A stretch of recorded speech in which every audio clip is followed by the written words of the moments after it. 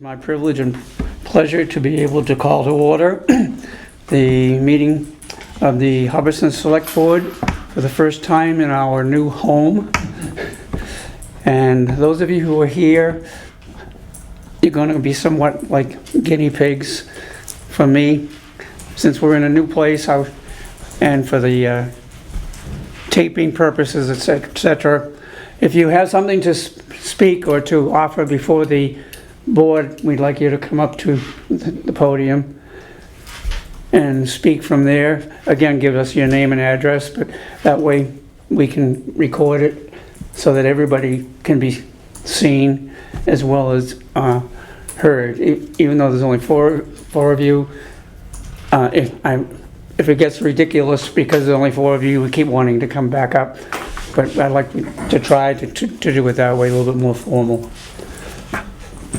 And as always, the meeting is being digitally recorded.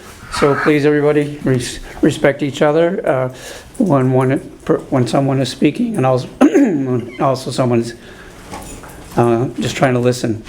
With that in mind, we'll go to the announcements. All right. So this Saturday coming up, we have Non-Such Fest. It's noon to 7 at the rec field.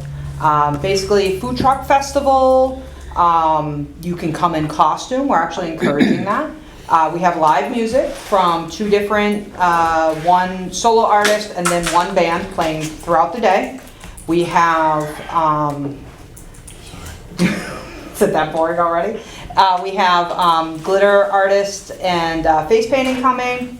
We have the Mount Witches Wachusett. I don't think I said that right. The Mount Wachusett Witches. Yeah, I've reversed that. Like, that didn't come out right. Are kicking us off with some dancing. Those are always a super fun group. If you've never seen them live in person, they will be dancing at noon. We have, I think, 10 to 12 different food trucks venues coming. We also have a bounce house coming, $5. You can tire your kid out all day long. They'll sleep super good.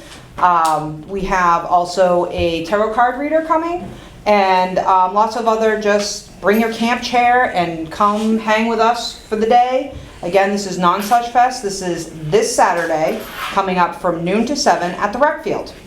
So don't miss out. Katie, what time does it start? I'm so sorry. Noon to 7. Thank you. At the rec field. All right, and then on the 25th, the Senior Center, the Friends of the Senior Center are having a 60s and 70s dance at the Rod and Gun from 7 to 10. This is open to everyone to come. Again, this is a fundraiser for the Friends of the Senior Center. They're helping to raise money to help keep going with the Senior Center, building it up and making it awesome down there. The tickets are $10 each, and they'll have raffles and a lottery tree. It is a cash bar. Again, this is October 25th from 7 to 10 at the Rod and Gun, $10 each for the tickets, and it's a 60s, 70s dance. Then we have October 26th, we have the annual Halloween parade.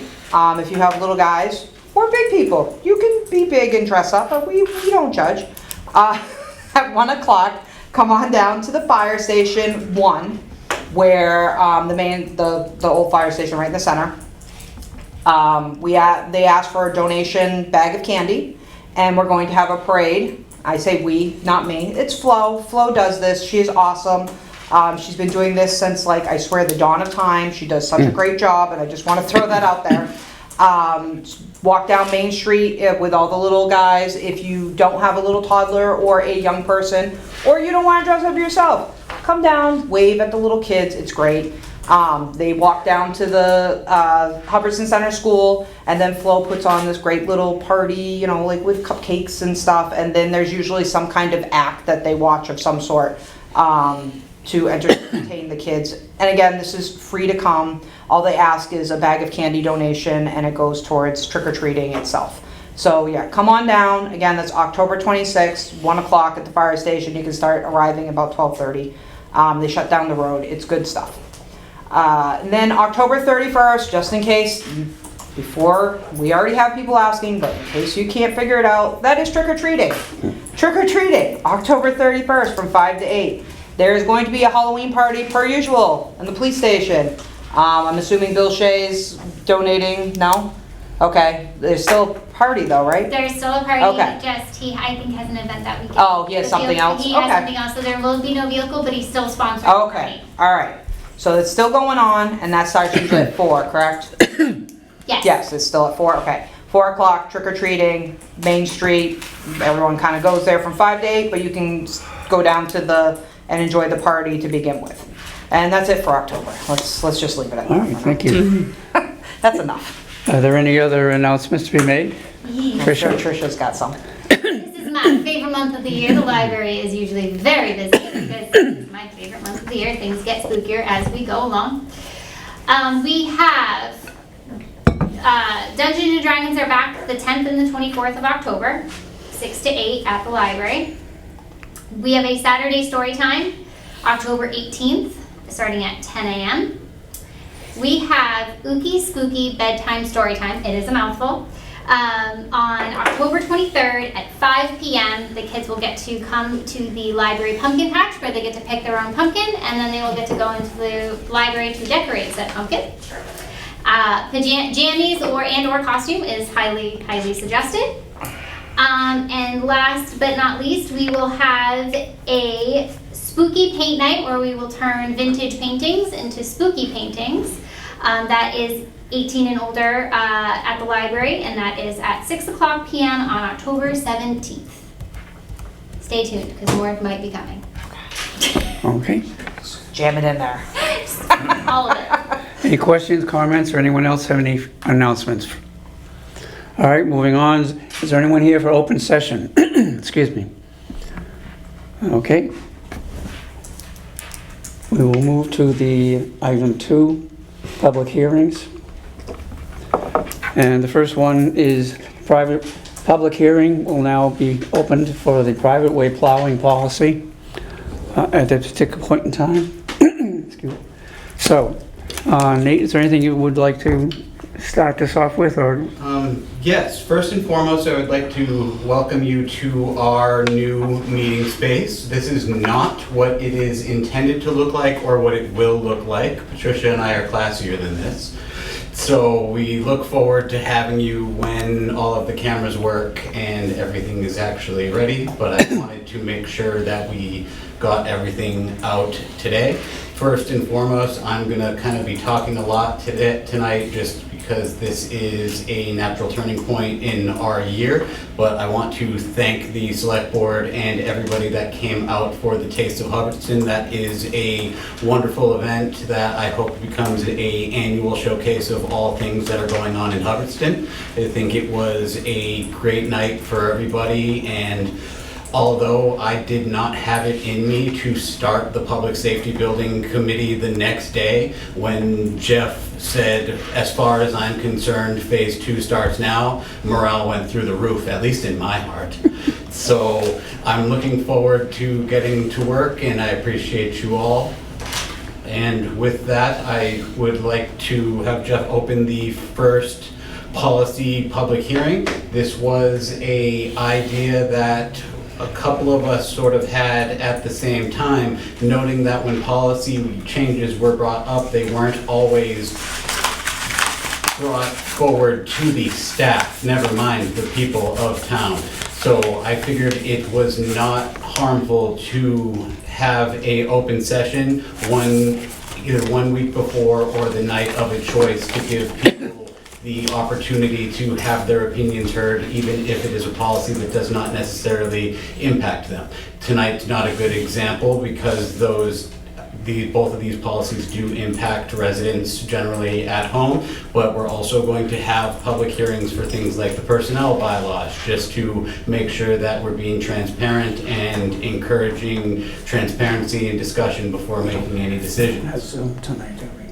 And with that, I will give it back to Jeff to start the first public hearing. I've already opened it up, so is there anyone here to speak on the private way? Can you just give anyone who's joining us for the first time or who may not necessarily be here for this just a quick summary about what we're doing and what this policy looks like and how it's different from what we had last year, please? a lot of that's not set yet. So the private way plowing policy was implemented in 2020, and it was implemented as a way to ensure that the town was following the Mass General Law that had to do with the plowing of private ways. A lot of this had kind of come to its boiling point when Streeter Road became a public way, because it started conversations about what was and was not a public way. Then COVID occurs and things happen and we sort of lose track of the policy.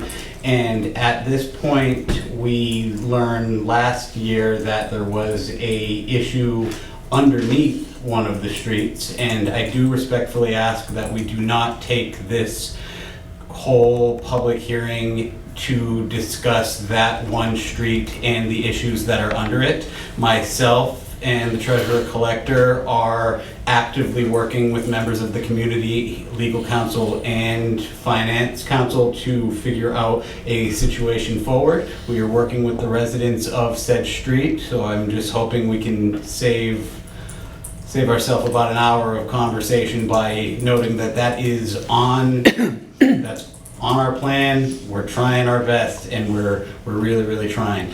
The two ways to deal with that street are unfortunately time or money, and we don't have the second one, and the first one's not as palatable as other options may be. I'd like to thank the members of the community, some being in this room, some not being in this room, for stepping forward and trying to connect us with the person that owns the land underneath the street I am talking about. But the main issues we are talking about this evening will be eligibility standards, application for waivers, the finalized schedule,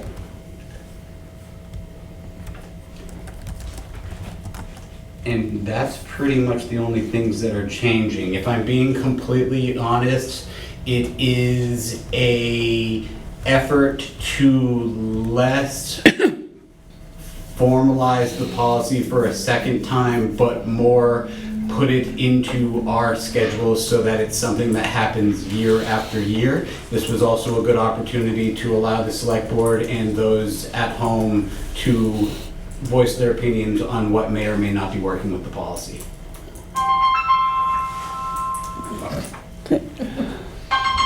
Okay, all right, let's go to the board first. If anyone has any questions or comments you'd like to make, or I have questions. go ahead. So did any of the things change for size versus new versus old, for like what Travis has to look at? I don't know, because I was like it's difficult to see back and forth. So on the computer, I'm not gonna lie, try to figure out if like the 14 feet and, It was 12 before. It was 12 was it? before. Okay. It was 12 Now- before. This is, Yeah. what you have in front of you is almost everything Travis wanted. Okay, so Right. that was my getting to the point, is Travis, He the had DPW a- department, happy with Yes, he was. what the criteria is for the He road? had a few extra requests, but I think where we're at right now will be good in terms of standard setting to make sure that roads that will benefit from this or actually need it will be able to be plowed while stopping a free service from happening to everybody in the community. Okay. When we spoke about this last, I seem to recall, Nate, that we had asked you, and maybe I'm mistaken, to check in with legal because there was some concerns about liability and we were going to ask some questions. That has to do with Plumtree, not necessarily the plowing of private way. I thought we had questions No, I specific had- to the plowing I of always- private yeah. ways relative to in the event if any damage was done. We Because talked there was about waiver, a couple because it pieces. shows that there's waivers, but waivers are waivers, like you can sign a waiver all damn day and you can still sue us. You know, that's not gonna stop somebody from suing. So, because plowing somebody's private property, which is what we're doing, in my mind, is opening us up for a huge lawsuit.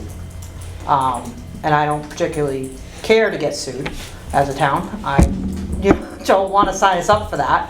I understand this policy is currently in the works, and I just want, that was one of the questions of, minus the whole Plumtree fiasco thing, not even talking about that, just talking in general. Does this mitigate our relative liability in any way, shape, or form? What did the lawyers say about this? We had, I think I seem to recall almost a specifically drafted question I that we had in it, so Think so, someone's gonna too. have to review the minutes.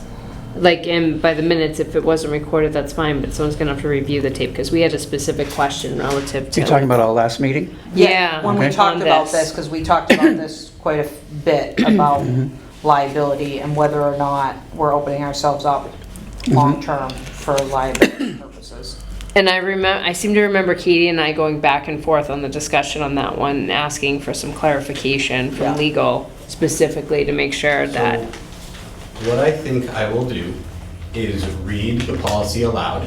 It is 2 pages, and then we can do questions. And if it is the request of the select board, I can bring this to legal counsel. I don't care if you read it out loud or not, I'm telling you, I want it brought to legal counsel. Because I think this is, like I said last time, and I get it costs us money to do that, and unless the rest of the board says, no, don't do it, I'm still gonna sit there and say, I think we just need to, make sure and do our due diligence that we're not setting ourselves up for a lawsuit with our policy plowing a private way. I will send it to legal counsel at your discretion because that is my job. I do think that the liability and umbrella liability coverage that the town holds and the fact that this is a Massachusetts general law implemented through local ordinance protects it, but I 100% will send anything you guys want to legal counsel at any time. Okay. So I I'm don't, not necessarily pro the policy in general, and I'm not either, but that's a secondary, it's on the books right now. Yep. Yeah, What I propose don't is a care for heck it of a lot personally. cleaner than the limited and not aligned policy that is currently on the books. Yes. That is lucky if we follow 1 out of 5 years. And the one time we did follow it, it was a real messy situation. It's painful. But yeah, no, I agree with what you're saying, it's cleaned up. But I still think that plowing a private way is going to open us up for lawsuits in the long run if something goes wrong, whether it's, there's just so many things that could go wrong. That is a question I will Yeah. get you the answer for. did we need, on this policy, did we make this publicly available to people? Yeah, So and- people had the ability to review it if they wanted People have the to? availability to review this and the joint vacancies policy. I posted it on the town website twice. There was no requirement to post in the newspaper because it is a self-imposed public hearing. Yep, totally understood. I'm just, the reason I asked that is because it's been available, unless someone in the audience has a specific question or wants something read out loud, I think we can probably dispense with reading this, since you have made it publicly available for people to review in advance. That was my next point. Do you folks have any question in terms of what we're talking about? Okay. Ed's gonna check out the podium placement. Thank you, Ed, I appreciate that. Let's see if we can hear you. Ed Blanchard, 23 East Common Pond Road. I just have an interest in how many private roads in town does this affect and how many have applied for town plowing? Last year, 2. 2 that came to full application status.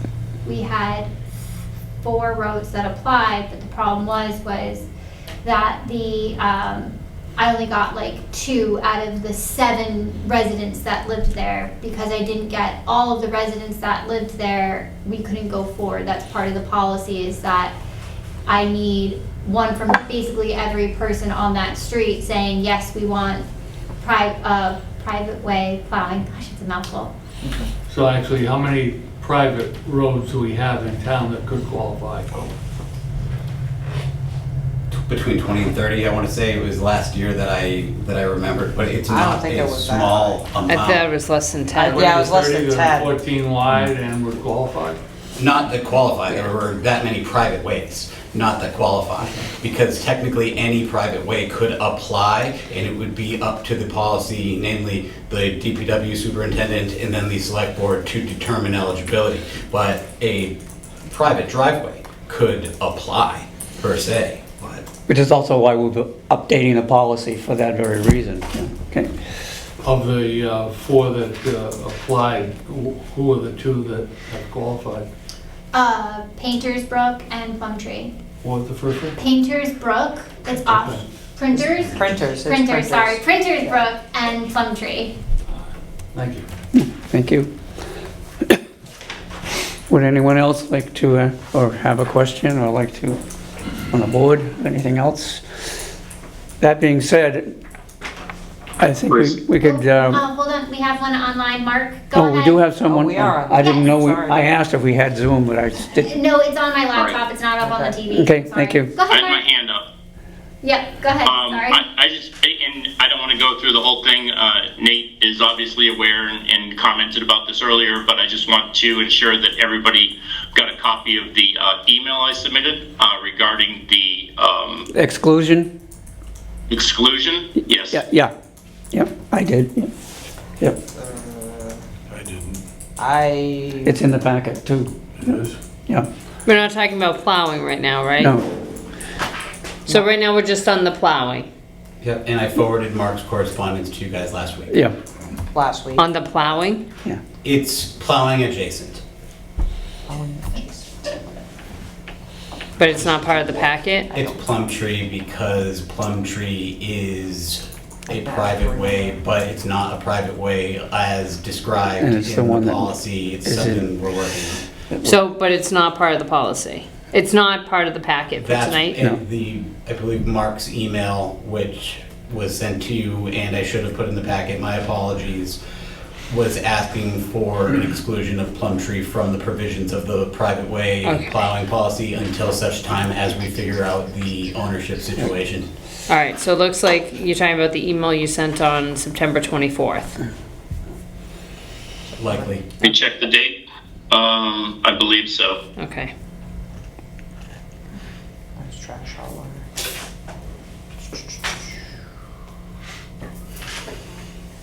Oh, yes, I remember this one now. Okay, Okay. we're good. I Yep. remember And reading it. just for the good of the order, I will review the kind of meat of the policy. A private way may be designated if it meets all of the following. 1, public access. Road must remain open to public use. Gated, chained, or private residents only, posted roads are ineligible. Width, minimum roadway width of 14 feet. That is a change from the previous version, which had it as, no, it is not a change from the previous version, but it could be if we wanted to increase that. With vertical clearance, condition, obstacles,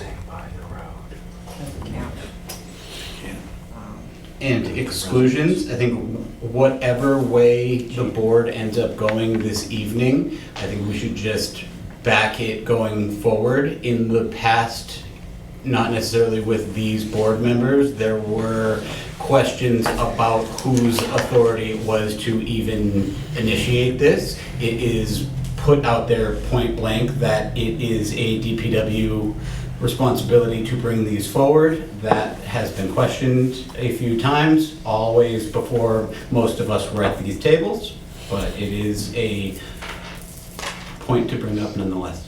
Okay. Any further question or discussion? So just on the, I know you put the draft article language here, but just to clarify, because there's also a provision that says that the funding should be appropriated annual town meeting on an annual basis. When we did the last one in the fall, we actually did it for 3 years because the application's for 3 years. So But it still has to be funded. I understand, but when we did the appropriation, we appropriated a special article to cover 3 years' worth of plowing for that street, so that when someone applies, so this lane, this street applies for the ability to have it plowed for 3 years. Once it's granted, we have Travis actually calculate the cost for the 3 years of plowing. We do a special town meeting article that appropriates all that money at one time, and then we don't touch it again for 3 years.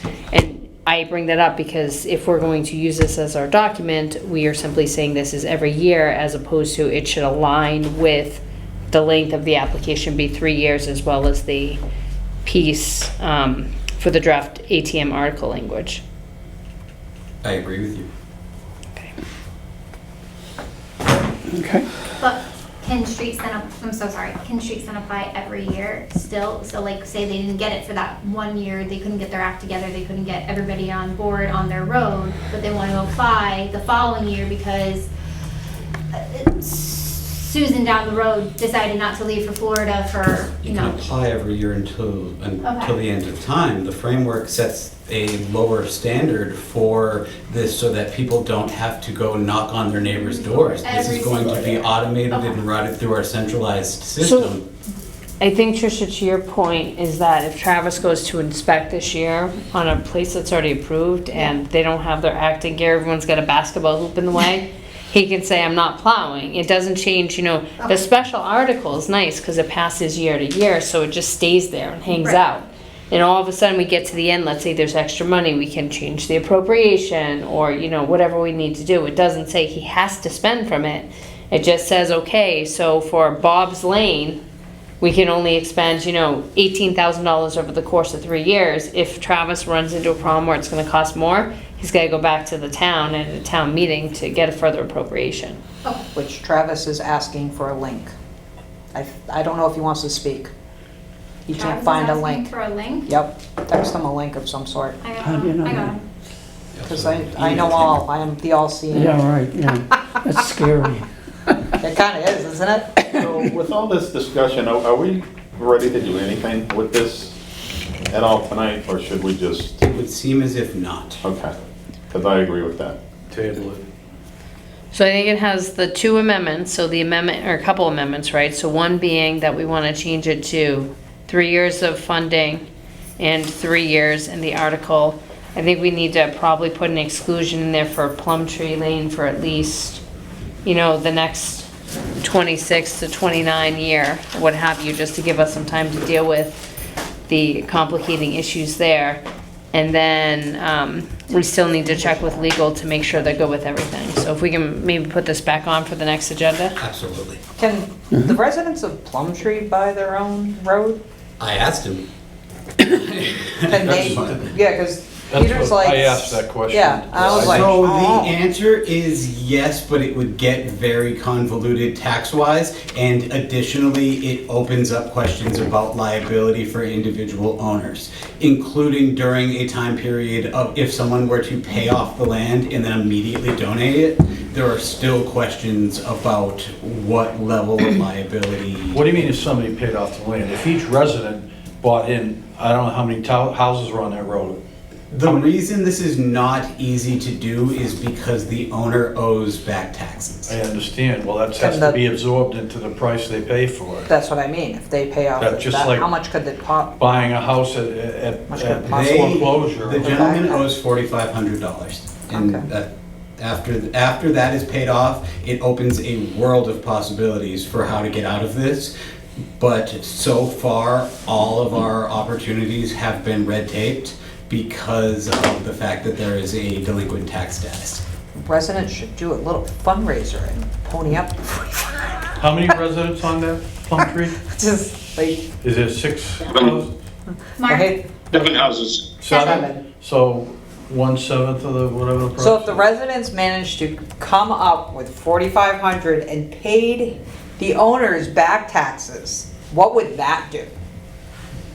Just out of curiosity, not to make anything worse, but would that clear up some It- legal? It depends. Okay. I don't have. Yeah, an I know, answer. it's like one of those, we don't know the answer, but just a suggestion to throw out in the universe. That would likely be one of the easier ways to clean it up and get it moving, but that's a high level of expectation to hold over anyone. Well, it's 4,500, right? In back tax? A good fundraiser can make Mark's that. raising his hand. How does paying, So, Nate and I spoke about this, and here's the situation. So let's say I pay off the taxes, okay? And we have a deal in place for the town, for me to donate the road to the town. But then they say, the road's not good enough, and we're not taking it, then I'm stuck with the road.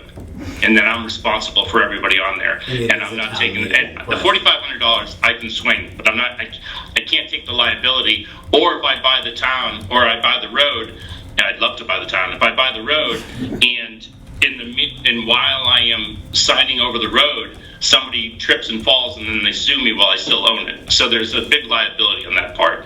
Why can't, this is And Peter to be- Walker speaking. Why can't all the residents get together and put in 1/7 and they all own the road? I think You there's, have residents on that road that owe taxes and other things that are public record. Okay. Does the payment of the back taxes simply change ownership of the road? no, it would All still right, have to go through. Why are we even talking about this? Because the owner is willing to give it up. The problem is he doesn't want to pay, well, I don't know, I can't say for sure. There's taxes owed. Understood, but it doesn't change ownership of the road. No, So they the private have to be willing hearing, to the give public up. hearing is on the public plowing, the private ways plowing policy. We're going down that rabbit hole anyway. And I think we decided we're gonna move that. I know, let's move on. Okay, unless there's anything further from folks out here, go ahead. Um, I think it's a good policy that the town is looking at private roads because all these homeowners pay taxes. And those taxes should be helpful to plow the roads. Are these gonna be plowed by DPW or private people? It would, if we followed the way we do it right now, it would be a privately awarded contract through a procurement process that puts it out. I will likely put the plowing of the private ways up with the RFP for winter and landscaping services for the building, and the RFP for that is going out hopefully next week. Why would we do that privately versus using our DPW? Liability. No. No? Abilities, staff time, We don't have the manpower. like, For two private ways? Well, Qualified? there's other stuff that gets plowed too by private as well. that we have the to- town's vehicles aren't necessarily as covered liability-wise doing that type of maintenance as we are on a public way. So in 1 year, we're gonna put in the budget 3 years worth of, No, the Plowing way it is being proposed and the way it has been in the past is to have a special article that lump sums the 3 years out all at once. We technically could set it up so that it would go amount, but even that would have to be set up provisionally under the article. So essentially, yes. So we voted, last year, we voted a lump sum for the total of 3 years for the one application, for the one road. Which one was that? That was Plum Tree. That was Plum Tree we did. Yeah. Okay, so whichever one we did for the 3 years. So we voted for 3 years worth of funding for that one road to be plowed. So Travis isn't pulling it from his regular snow and ice budget. He's pulling any funds to plow that road from the special town meeting article that captures the 3 years of projected costs. okay, so that'll only happen once, it won't happen again for 3 years. Yes, that's the goal. Okay. Yeah. So that way it aligns with the application. Speaking of Travis, he can't get in, so I'm gonna call him on speakerphone, so. Okay. The director was invited, I'd just like to put that out I- there. Okay, you're on speakerphone, but you're in the meeting. So is there anything that you would like to add about the private way plowing policy? It's a mouthful. I would have to read it. Travis, Let's table this thing. All right, we're gonna table it to the next meeting, okay? Is there a way to get me home? To get you on the meeting. Short of giving you my email and password, no. Okay, I will get you in tomorrow. I will get you in tomorrow, and I will then, that way, the next public hearing you can physically be at, because it's both the truck exclusion and the private way policy. We're tabling it for now, okay? Tabling it, yes. I will call you later. Bye. Okay, we'll close the, The document was presented in front of the director and read with him, so not reading Do you that. need a motion to table this, Jeff? No? no, Do you- no, do you we're just need- gonna, no, just we're gonna close the public hearing because we can't act on it right now. We have legal to just take a look at certain things, so we will close the hearing today, and once everything has been answered, the questions have been answered, we'll come back to that. Mr. Chairman, do you want to close it or do you want to continue it to another time? That way, Well, we're closing it for today, but we have, all these other things have to be taken care of, the legal questions and so you're forth. really going to continue it to another time, aren't you? Yeah, once we have the answers to the things that were brought up. That's why I don't think you want to close the Yeah. hearing because Do you want to vote to continue? Well, public the hearing? the problem is, and I think, do you folks understand the problem with Plumtree? What we're all talking about, which you must be curious. I'm just talking about whether you. Well, that was not, whether you're my point closing is the that hearing or Plumtree continuing. was not supposed to be the subject of this hearing. The policy is the subject of this hearing. Plumtree is an exception because of the legal problem of Plumtree. It's a total exception. So everything that we have been saying that we've been doing for Plumtree was because of what, I think it was last year that we discovered all this legal, and it's not the residents' problem. My only question was whether you're going to continue the hearing or close the hearing. So I think, Ed, because this is a non-formal hearing, right, this isn't something we have for a poll hearing or some kind of application. I think this is just our own instituted purpose of having a hearing to try to invite more public to come talk to us. We always want to hear from the public as to what they have to add or would like to participate in when we're talking about policies. And I think usually Jeff is inclined to ask the public if there's any comments. So I don't think by closing this hearing that we would say, okay, no more public comment, no more comments from department heads. I think it's just for our purposes, we're closing it to wrap it up. And then when it's on the agenda again, the next meeting, if anyone has any additional comments or questions they want to come in, I think it's more than likely that the chair will entertain those. Yep. So yes, closing this hearing. And then it'll be on the agenda next time and people can still come if there's questions. So then you'll open up a new hearing? Well, I think we won't open it. So we don't usually do our policies as a hearing. This is a brand new concept for us. It's not required by any law. It's not required by any policy to do it as a hearing. People just sometimes tend to be more engaged and more activated when they hear the word hearing as opposed to it's on the agenda. So we were trying to encourage public participation. When you're creating policies that no one knows about, they're about as good as the paper they are written on. By putting out public hearings ahead of the select board making any decisions, it at the very least says, hey, we are talking about this. I noted to the board when bringing this up at the last meeting that yes, a large majority of the time it is going to be, hey, does anyone want to talk about the mailbox snowplow policy? Nope, sorry, okay, moving on. But we still are coming forward. It is at the discretion of the chair how he handles said public hearings. The chair very much could tell me, hey Nate, that's a cute idea, we're not gonna do it. So that is 100% at the discretion of the chair how he moves forward with publicly available opportunities. So it's a select board hearing versus a public hearing? Yeah, it's not an official public hearing. It's Thank you. our version. Okay. Hubbardston version. Yeah, just. So, with that, we will then move to the next hearing on the joint elected vacancy appointment policy. Again, Nate, would you start it up for us? Absolutely. Thank you very much, Mr. Chair. For the last 3 years, almost to the day, we have had, Going back. under my tenure here, probably, this is not a joke, 8 to 10 of these of these vacancy and failure to elect joint hearings.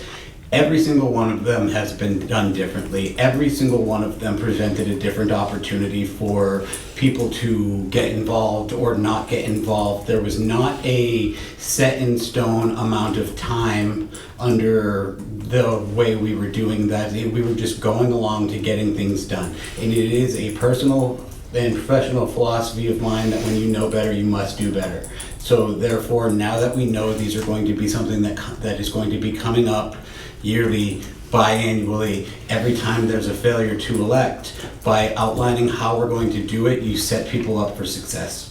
And that is all that I am attempting to do here. With the implementation of the frameworks that I am putting out, I am essentially just writing SOPs, standard operating procedures, that connect to our systems under the just thought process of system networking. If everything is connected, policy and our systems and our people, we act as one cohesive government unit instead of acting in silos. That's going to be what you hear from me a lot of this evening, and this is one of those, to simply outline how it is done so that it does not matter who is in the seat and how long passes between instances. It is a outlined process that we know how to follow each time it comes up. Now I have a question on this one. Go ahead. All right, so my question on this one, and I don't see it, but I don't know if I'm just not reading this correctly. I'm looking for a spot where, say, let's do, for example, the Board of Health, because that's kind of happening right now. They have people that have applied. Are we going to allow time for the Board of Health to meet at a meeting with the folks that have applied, give them the opportunity to go through the Board of Health first before we do the joint meeting? Or does it, if they can't get it together, it doesn't matter, we're going to schedule a joint hearing? We'd have to look at the provisions of the law, because this is a Mass General law that outlines That's an elected position. how we have to do it. Yeah. I think that you are likely given kind of the leeway as the select board or as the community to do as you wish at that point. But you guys have just as much say as they do. And in many situations right now, it is very board-based, but there are situations out there where it gets political. So with that, you kind of want to think about, do you really want to put the Board of Health forward in that situation? If Not it was an appointment, forward, but give the board an opportunity, whether it be the Board of Health or say the planning board for an extra person, any of the boards, are we going to give them the opportunity to reach out to the, say there's two, because it'd obviously be two, where there's going to be a problem. So they could meet with these two folks at their meeting to invite them to see what it's about, so that way they understand what they're about to get into, and also so there's board buy-in, just out of curiosity. Not that we have to agree with what they think, but as long as it is legal, I have no problem amending the policy if you would like that. Like, I would just, even if you did amend it, I would still want to check to make sure that it's legal, yes. that we can do that. Let's be legal. Nate, can you just, for the folks here and the people at home, give a 30-second synopsis about what we're talking about, so everybody's on the same page? So all the time, there are people that get involved in public service because public service feels good and it is good. A lot of times, those people then run into different life situations and can no longer serve. In those instances, there is a Massachusetts general law that outlines how the joint entities, let's say it's the Quabbin Regional School District and the Select Board, or the Board of Health and the Select Board, or the Planning Board and the Select Board, will seek applicants and fill that seat until the upcoming, and only until the next time that it is available to be elected publicly. This is not a workaround for public elections. This is actually a continuity plan for said public elections. We have gotten more people involved through this process than many of the elections have actually brought people out. The failure to elect part is something that is going to have to be looked at during the next charter review because of the fact that it is outlined as XYZ when a position is not elected for, let's call it 2 years in a row, I don't have it remembered, the town clerk shall bring forward to the select board. That's why we brought it forward 2 years ago, and that was shot down very, very quickly. And it was not about not having a voice at the table for the people at home. It was mostly about ensuring that there was an opportunity to fill these seats. It's easier to get someone to take an appointed seat simply because it feels like less of a commitment. An elected position, even unopposed, is a difficult and personal journey that you have to go out of because you're really putting yourself out there. And the challenge is a lot of these boards need X amount of people to even be able to function, right? I mean, the charter says we have to have X amount of people on such and such a board, and if we fail to elect and we don't have that number of people, then the board is hand-tied. They can't do anything. Yes, go ahead. Thank you.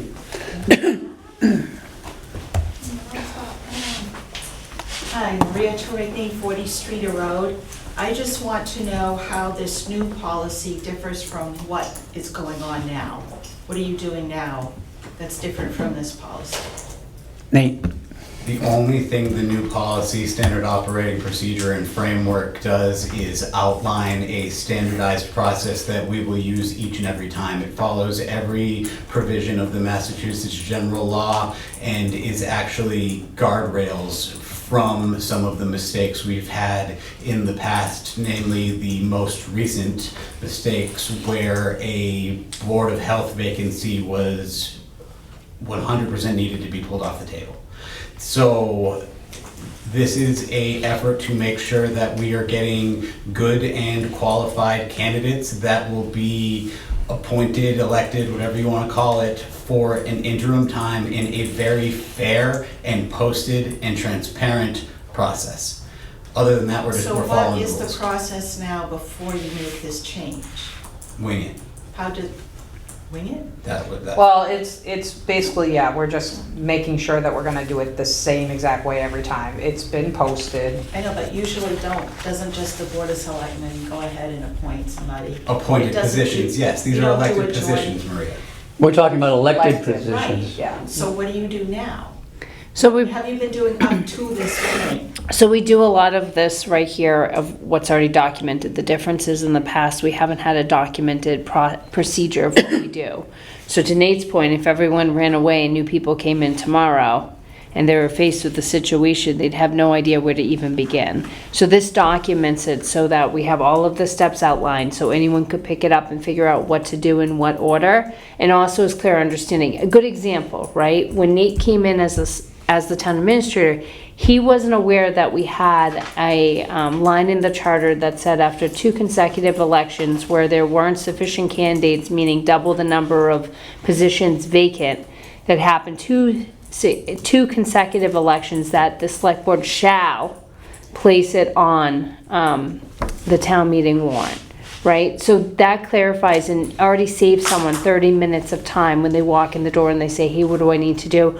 Oh, okay, I get this. The debate right now isn't so much that piece. The debate is whether or not there's an opportunity, and there's nothing that I can see in a quick peruse of the MGLs that would prohibit, like the Board of Health, from, posting on their regular meeting and saying, hey, we have 8 people interested in this. We want to meet with each of these 8 people and just have some preliminary conversation. We're not going to make a decision. We'll wait till we meet with the full select board and then we jointly make the decision. So that's the question right now, is do we amend what we've currently been doing to allow for that? So what have you currently been doing? That's been my question, nobody's answered Well, some of that. the boards don't meet with the candidates, some want to. So my personal perspective is to clarify that, so that way we give the opportunity to the boards to meet with the potential appointed people for the elected seats, just so people understand what they're about to get into and what is entailed of them. Because some people sign up thinking it's something totally different than what they're signing up for. You know, I would rather, myself personally, give the boards a opportunity to invite these folks into their meeting and meet with them so they understand who they're voting for and meet them one-on-one and can talk to them about what their board actually does. I understand that, Yeah. but up until now, There hasn't been a clear way either way for Well, that. Has we it did been it done 2 different years ago. ways, or- 2 years ago. Mr. was the Chair. last instance. Yes. Go ahead. Every time there has been a vacancy for the last 3 years, we have figured it out. Under the parameters of the Massachusetts general law. Every single time, whether it was me and Patricia, me and Tony, just me, just Tony, just Patricia, it was always done to the legal standard. But it was not standardized across the board to make the different opportunities similar. So one time you'd have someone going for a Quabbin Regional School District seat and it was contentious and there were 3 meetings and you had to go to this. There has just been no guidelines or just processes on how to do this. So And every Hubbardston is not alone. Situation was different. A little bit, yes, but a little bit, but it's still all legal according to, Right. yes, but a little I'm bit not different the questioning way. that at all. Yeah, Let me Well, see if I just- can help you with your Thank you. question of hair. First of all, we have a town charter, and that Yes. town charter tells us what we need to do in regards to this. So the town charter would come first, and that has to be exercised. And maybe you could tell us what the town charter I think says. it's in the bylaws, because I read the charter, and the charter doesn't say. It's a anything. Massachusetts general law. It's not a provision of the charter. Okay, yeah, it's not in the charter. I will read the policy. Nate, I don't know if we need to read the whole policy here, because you have the purpose, you have the authority pieces, which is reference, you have definitions, which I think we've covered.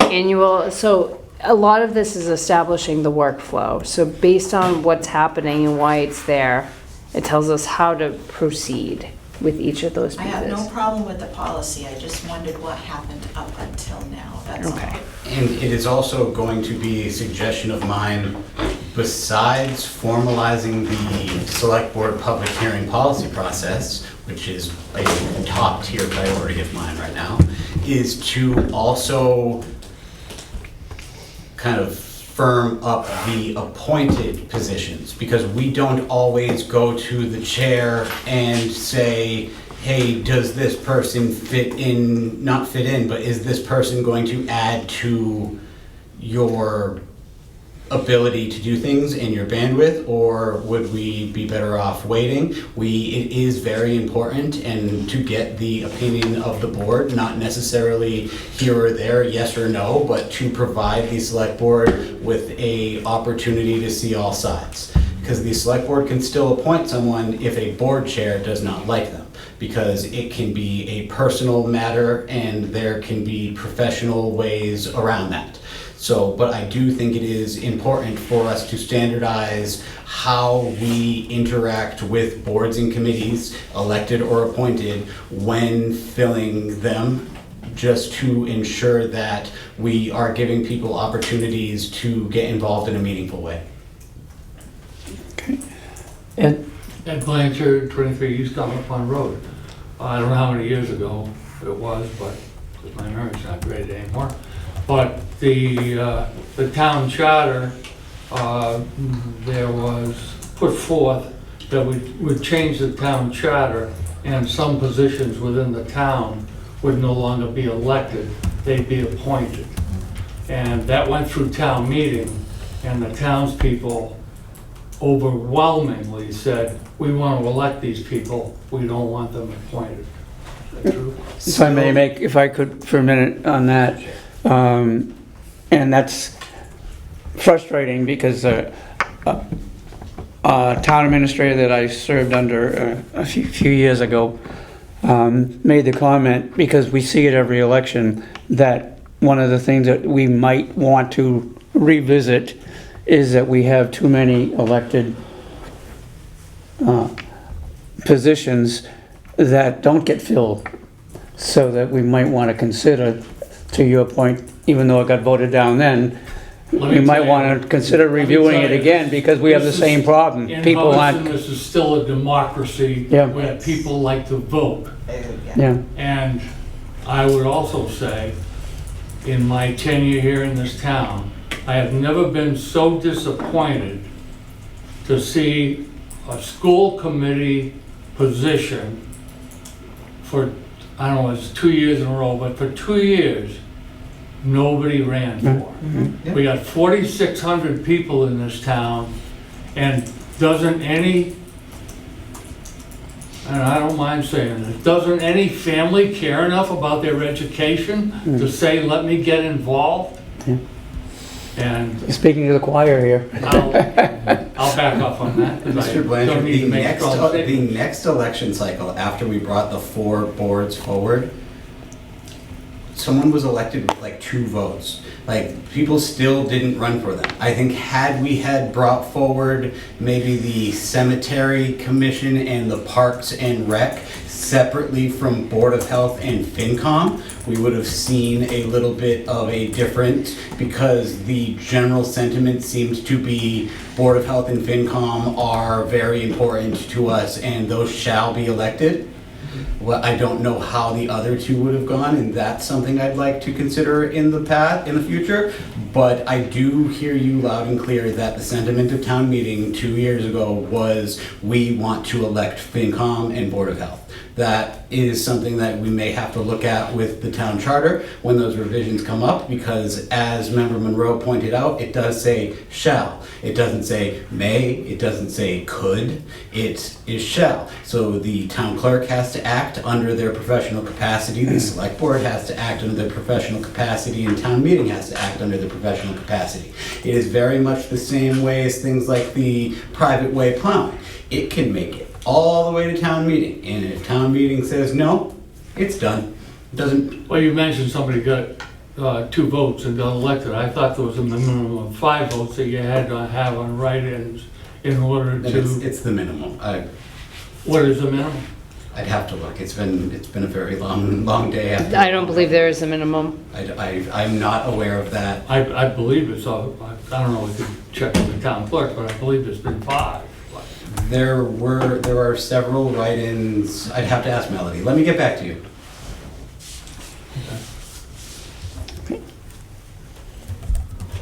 Anything else?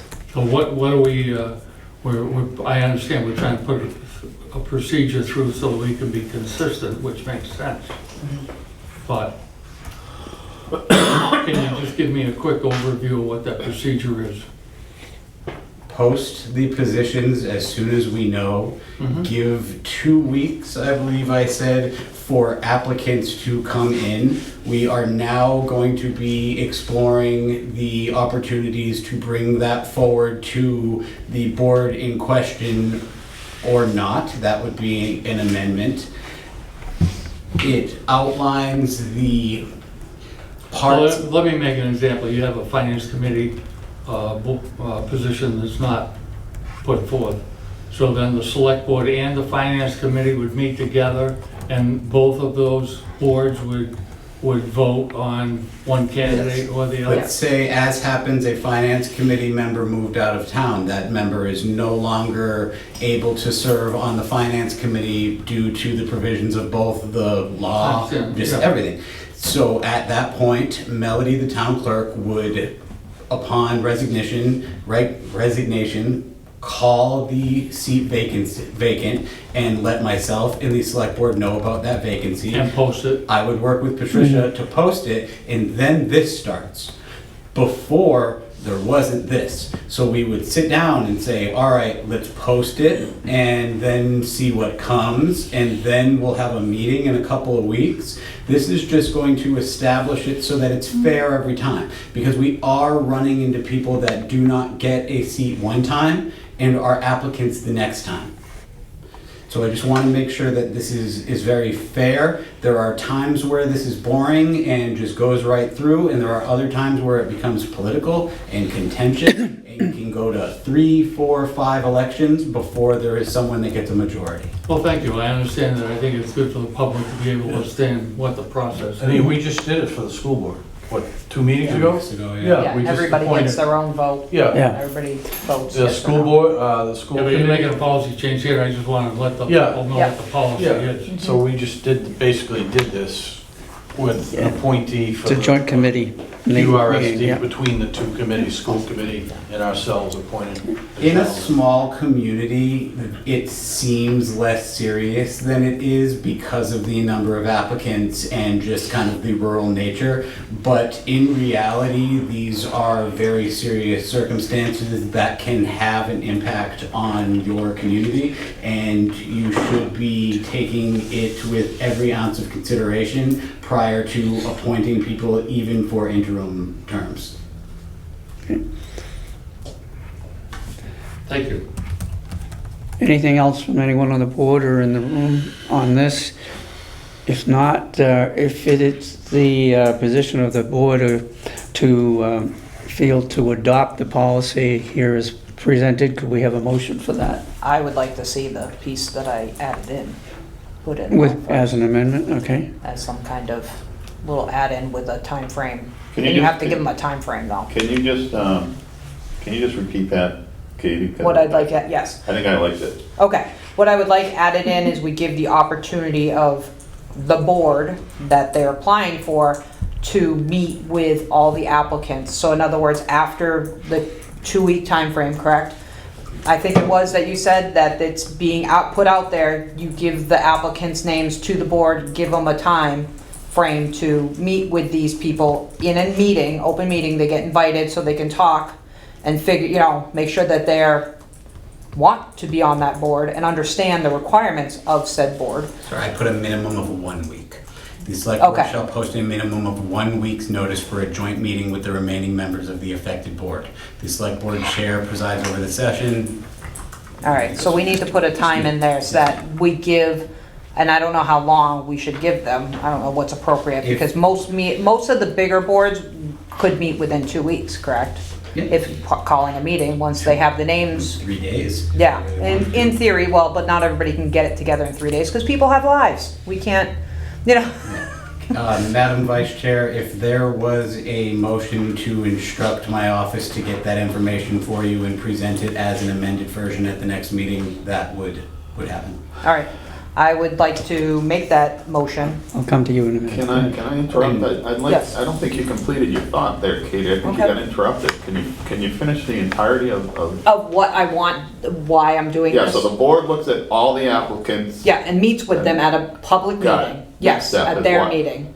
So that way they can talk to the applicants in their meeting and they can make sure that they understand the time, what they actually do, Mhm. and the dates of the meetings. Because some people, like, we meet Mondays. If you can't meet Mondays, you can't Then really be on the does- board. Then does the board in need screen the applicants? No, they're not screening them, they're hearing them out. Okay. They're meeting with them so they can get a feel of who these people are. And also, we have the opportunity to watch that. And then but they all would applicants come to a joint meeting Yes, of the select board and Yes. the board in question yes. for decision on the applicants. Yes, so nothing is made, any kind of official one way or the other from that board. It all is done all together, but it gives the opportunity to that board to Right. meet with them and understand. So I'm on yes. board with Yeah, that. and it Okay. also, it doesn't waste people's time. Exactly. All right. So, can we get the motion first on the floor, then Ed, you He want had a to? question. Didn't he have the question? Did you have a Yeah. question? Yeah, but I'm we're in the sorry. middle of If- trying to get a motion. If Hold it a minute, All okay? right, I had let's do the asked for a motion. I motion. change the motion, We haven't got the motion yet. but I believe the motion was to send it back to Nate's office to make the modification as Katie had recommended and bring it back for the next meeting. Correct. So So moved. is there a second? I will second that motion. Thank you. Motion is made on second, and now we will open it up for discussion. Go ahead, Ed. I guess my suggestion would be, if the select board and the board are gonna vote on these individuals, why wouldn't you have that process of having the people there and discussing it with them at a joint session, rather than having the board get this information and then the select board and that board have to vote, but they haven't heard what those two candidates But we can have hear to say. it. We can watch it on the video. We can watch it live. It's our job to do that. It's not their job to come to us and discuss it all in one meeting, because a candidate might drop out and it saves us a whole hassle of this rigmarole of them even coming forward. They might at that point say, yeah, I can't do this. This is not what I signed up for. That's not what I was thinking. I can't do those days. I'm out. Before they even get to us. I guess I would say, why can't you do it in one meeting where those candidates come forth and... you We have could, but why would we do that? Like, this is Because already a time suck as it is, you You're know not what I mean? wasting Like, time. If it's- they go to that committee Yeah. meeting, if they go to the committee meeting and they decide right then and there, I can't commit this much time. We're done. We're washed Oh, without. no, Yeah. but I'm saying the candidates both come forth and give whatever they have to say. Why shouldn't the select board hear that at the same time? We do at the meeting. Well, When the joint meeting. We It- do. At the It's the joint s- meeting, I'm saying, why can't this but it's the process- Board of Health and, I'm just saying Board of Health as an example. The Board of Health would be talking with that person, explaining what they actually do. That's not our job to explain what the Board of Health does. That's the Board of Health's job. Nate, and then Mr. Mike. At this time, I believe the vice chair is simply making an amendment that we would be looking into if there is any moral, ethical, or legal conundrums with that, it will be brought forth to them. I am also going to be, once we close this out, seeking a motion from a member to establish a procedure that outlines what we're doing right now. I also think that there may be, kind of hindsight's 2020, maybe we do these public hearings knowing that the select board will not vote until the next time, because this brought out a lot of different conversations that is going to tee up our next meeting. So Okay, I guess my final comment is, we're having people and we're trying to get them involved in town government and make it easy. So now they have to go to that meeting, then they have to go to another meeting. Well, they don't Why- actually have to come to this meeting, the joint meeting. That's the whole purpose of, They have to come to the Yeah. joint meeting. no, they don't. They don't even have to come to the Board of Health meeting. They're putting their name in. They don't have to come to anything. We've had people sign up for stuff and they didn't show up. Do you understand what I'm trying to say? I do. Okay. I'm just saying, I'm not saying that they got Yeah. appointed, but I'm just Sure. saying they don't have to show up. Thank you. Mike, Thank you, Mr. Chair. Mike Stahl, 5 Lombard Road, and I'm not used to getting up and speaking in front of people. First of all, I attend many public meetings, and I sit back and listen. And many times the public has comments, yet aren't prepared for their comments. And in this case, I want to thank the chair for abiding by the select board rules. And you make the motion, and then the public has an opportunity to comment on that, because if you don't know what the motion is, you can't make a very educated, entertaining debate on that issue. And that's the way I understand it is, so thank you, Mr. Chair. That's all I have. thank you. So we have a motion and it's been seconded. Is there any other further discussion or questions? Seeing none, all in favor? Aye. Opposed? Motion is passed. Mr. Chair, if there was interest, may I get a motion to establish a policy hearing procedure? I didn't know. No. No, No. write it up, Nate, bring it back another time. Yeah, let's move on. No. I've been ready to move on. Okay, What are we going to next? item 3, the consent agenda. These things are in order. We have, Kind of. I'll go over it with you and then See if I can get this. Have a good night. Thanks for coming. Okay, we have a meeting minutes for, we were all present September 15th, 2025, and we have appointments. One, Carrie Sacramone, Zoning Board of Appeals, term to expire 6/30/2026. Katrina McCrary, Zoning Board of Appeals, term to expire 6/30/2026. Royce Kelly, Department of Public Works, term to expire 6/30/2026. Are there any questions or holds in any of those?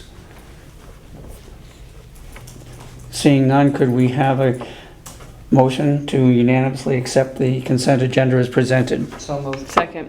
Motion's made and second. Any discussion? All in favor? Aye. Opposed? Motion carried.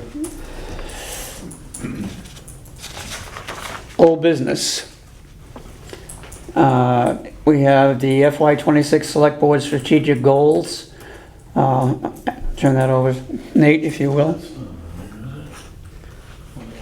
Thank you, Mr. Chair. I did outline the strategic goals and planned on presenting my plan during the town administrator's report. I would like to note that it is my intent to create a 5-year strategic plan/framework in partnership with Member Monroe. As discussed, it is my goal to have a discussion this evening and then work with her over the next 2 weeks to present something that is both a town administrator set of goals for myself moving forward and a set of priorities for the select board. So Nate, I'd actually like to request if we can hold that for now, because I wanna, remember you and I talked about finding that one document in between that I wanted to go back and reference. So I was wondering if we could do that first, and then that way we're presenting this once, and hopefully, you know, that gives us an opportunity to both be on the same page. Sure.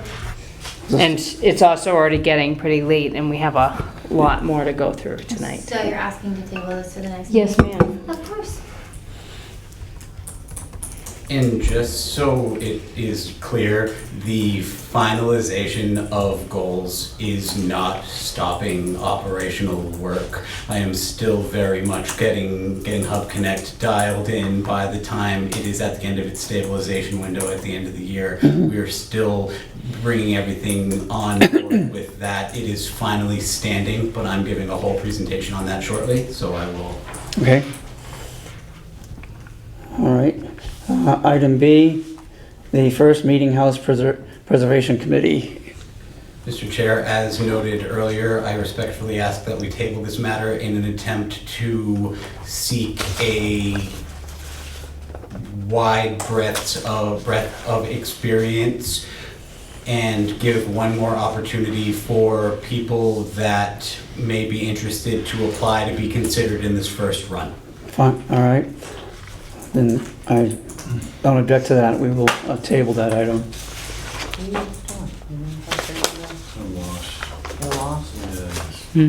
Yeah, mine happens. Okay.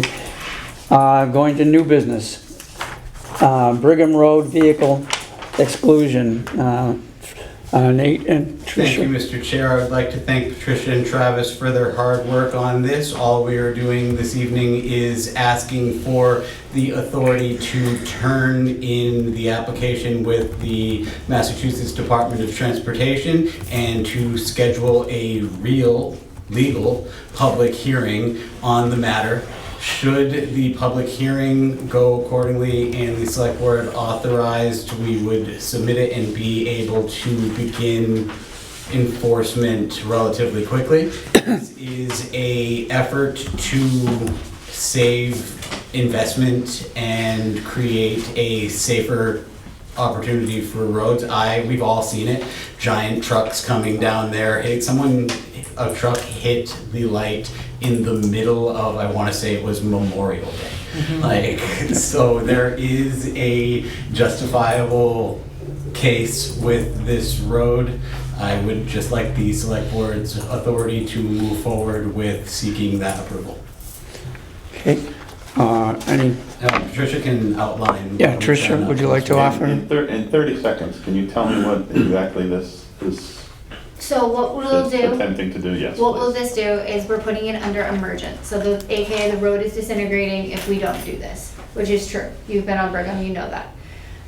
What it will do is it will post signage right before the turnoff onto Evergreen. We will then reroute them, those are the maps that are included in your packet. We will reroute them through Evergreen, on Old Princeton, onto 68 that way, instead of them trying to either bomb up the road and turn onto 68, which we already know is a really tight turn there with Lou Gagne's house and Brecca and the school. The same thing coming from 68 onto Brigham, it's already a really tight turn. They're taking out the embankment. Travis has had to rebuild that embankment several times. So it'll divert them onto Old Princeton, down Evergreen, and then onto Brigham that way. So it'll basically exclude them from going up and down that top part of Brigham. And what concerns do we have with the new bridge on Evergreen? None, because Mass DOT did that bridge, and we know that it can withstand the traffic. Excellent, thank you. You're welcome. Yes, Peter? What is the tonnage exclusion on Brigham? Is it 2.5. 2.5 ton or less? 2.5. 2.5 ton. Correct, Travis? Maximum, right? That's what the new one will be, right? Yes. But what currently is it? Currently, there is no exclusion for that road. Correct, I know that. Okay. What will be the exclusion? It'll be 2.5, correct? Anything over 2.5 ton. Yeah, 2.5 tons. Yeah, that's what I Well, thought. cannot pass go, cannot collect $200. Excellent. It does double their foot per route. It's 2,000 to go from that bottom part of Brigham to the top. By them going Evergreen, it does double it to 4,000 feet. But when I spoke with Mass DOT after I showed her the maps, the pictures and everything like that, she felt that that was more than fine. But they're not allowed to go down Elm already, correct? So if they're Correct, trying they to go can't to, go straight across. yeah, so if they're trying to go to Berry, they'd be going down 62 anyway. They'd be going down 62 onto 68 and then around, so she was already aware of the Elm Street exclusion when I talked to her Yeah. originally. Any other questions? I've worked very hard on this. I know, that's why I asked the question. So I have known it way too much now. I actually know a bunch of speeds people go down Brigham because Travis called MRPC to get us our axle count. I read that. Yeah, it's I didn't know they impressive. did speed and everything else. Mm-hmm. So Nate, once again, what was then you're looking for us on this? To authorize us to post a public hearing for what is hopefully October 20th and Okay. move forward with the heavy vehicle exclusion process with the Massachusetts Department of Transportation. Okay, and that requires us to do a public hearing? Yes, ma'am. All right, could we have a And motion? submit a very short letter. Could we have a motion for that, please? So moved. Second. Motion made and second. Any further questions or discussion or comments? Anything from the public? All right. All in favor? Aye. Yes. Yes. Opposed? Motion carried. New business item B, tech/succession planning grant submission and close. Update on the final report. Again, Nate, if you will. Thank you, sir. Let me open this real quick. I couldn't go through all the numbers, I was like, oh my god, there's so many. Just slide your bar all the way up and then click on the thing. She first, I second. Thank you, sorry. No Little worries. dot right there. Oh. Go all the way up. Down. And you can click on all of yours. I'm going to stand because I've been waiting 2 years to present on this. Okay. Succession. Yeah, we tech succession Okay. planning grant. Mr. Chair, members of the Select Board, first and foremost, I would like to thank you for allowing me to do one of the largest projects that I have had personal interest in my entire life. You guys have watched over the last 2 years someone go from a application to a grant to a tech nerd that speaks in computer lingo to something in the middle, and I've really had a wonderful time doing it. This is the official close of the Community Compact Best Practices Implementation Grant, and the goal here is to less formally tell you how we are closing this and more put it out there how this turned into Hub Connect, what Hub Connect means for succession planning and centralized digital and data maintenance, and how we got here. It also involves a giant kind of lack of opportunity with different vendors and different systems. So with that, I will start. In your packet, there is a letter to Director of, he has a long title, he's the Senior Director of something, something, something at DLS, and his name is Sean Cronin. He is a very nice man, and he has been in support of the town for the last approximately 10 years. With this grant opportunity, some of our original plans were to create a written documentation for succession planning. This started back in 2019 when the Department of Labor and DLS did a Collins Center feasibility study on HR.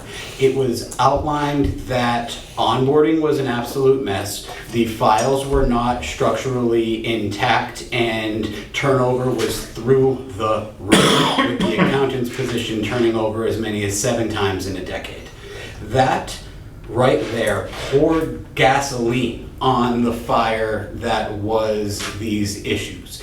It started a problem of systems management and a issue that we still have not solved to this day.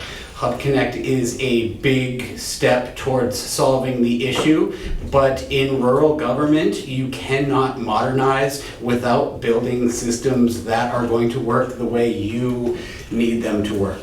When we implemented good systems like an HR study, OpenGov, Laserfiche, right before COVID, in the middle of a transition, and in the midst of a complete and all-encompassing turnover, we were almost setting ourselves up to fail. I was shocked 3 years ago when I came in to learn that we were not using OpenGov for our permitting process. We were not using Laserfiche at all. The general public did not know that there was a almost $100,000 grant to take all of the historical data and scan it in to make it readily available. That was the kickoff for what ended up being a lot of this. Then 3 years ago, it was a tech and succession planning grant that was given to the town in the tune of $70,000, and it absolutely went sideways from there. The measurable results are a 61% reduction in staff turnover since 2019, a 65% reduction in service request response time, and a 50% reduction in payroll processing, a 100% compliance with the open meeting law posting, and an 81% reduction in annual consulting costs. All $40,000 of this grant was expended. There is a whole story here, and I'm still going back and forth with Civic Plus and Civic Optimize, because another part of this whole conversation is not that the people working in rural communities not being up to the par, or good people or good professionals. These systems don't know government, and government general people don't know the systems. And there was no place put intact to make sure that those were brought forth accordingly.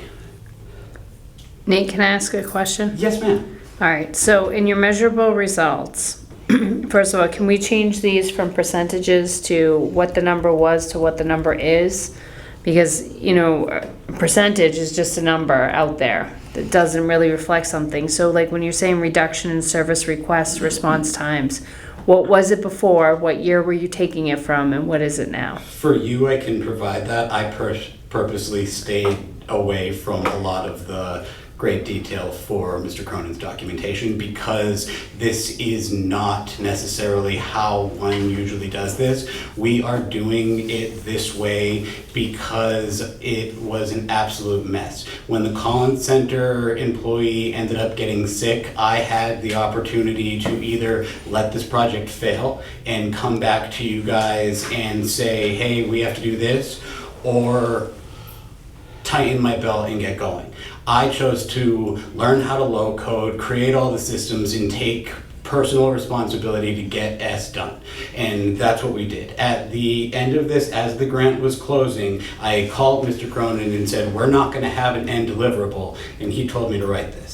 So that is why I'm doing this. This was originally supposed to be a feasibility study by the Collins Center, but if you remember, 3 years ago, almost to the day, we had stated, we don't want to do a project with you if there are not implementation funds associated with it. Those implementation funds are the only thing that saved this project. We ended up being able to roll over different monies and reutilize different income sources as different issues happened. The Collins Center woman got sick right as we were going to implement the hub. The gentlemen at Civic Plus, although very, very nice, were not understanding what they were offering and sold us a real bill of goods. That's why I'm going back and forth with them right now over $8,000, because it was a $23,000 bill that we got a grant for. I determined that we would give them $15,000 for what we have right now, and I'm working back and forth. Civic Plus has acknowledged that they did not bring forth what they had promised us. So going back to my question, I was hoping that I understand that Sean may not request this, but I still think it's a more solid response when we're actually saying numbers and not percentages, because percentages could mean anything, right? 50% reduction in payroll processing time. Is that 50% from what used to be 40 hours down to 20 hours, or is that reducing from 10 hours to 5 hours? Like, what are those numbers and what do those pieces actually look like? And I think part of this is it also helps with highlighting the success of the project to say, hey, this is really dramatic. Is it going from 2 hours to 1 hour, which isn't as much difference? Like 3 days to 10 minutes. Well, you wrote 50% reduction, so that can't be possible, or it's just a made-up number. And if it's a made-up number, I don't like it. It's not a made-up number. So whatever the real number is, what is the data you pulled from what year? And what is the number now, right? So if you're coming up with these percentages, you did math somewhere. What numbers of math did you use, and what was the starting point which you took the time? I don't like the line with the 61% reduction in staff turnover, because I don't think that's going to be an accurate stat. Because the question becomes, what are you basing that on? And when we start compiling people, and we've also changed a lot of the organizational dynamic over the last couple of years, body count may have changed naturally anyway. Yes, this is based off raw numbers. I do admit that there are other parts that may change things, such as that. So I wouldn't include it, right? So you're sending this in, you're doing what Sean asked for you to do, but this is also a reflection of the success of this project. And I wouldn't put things in here that can be questioned as to what are you really talking about. So I would take out the reduction in staff turnover.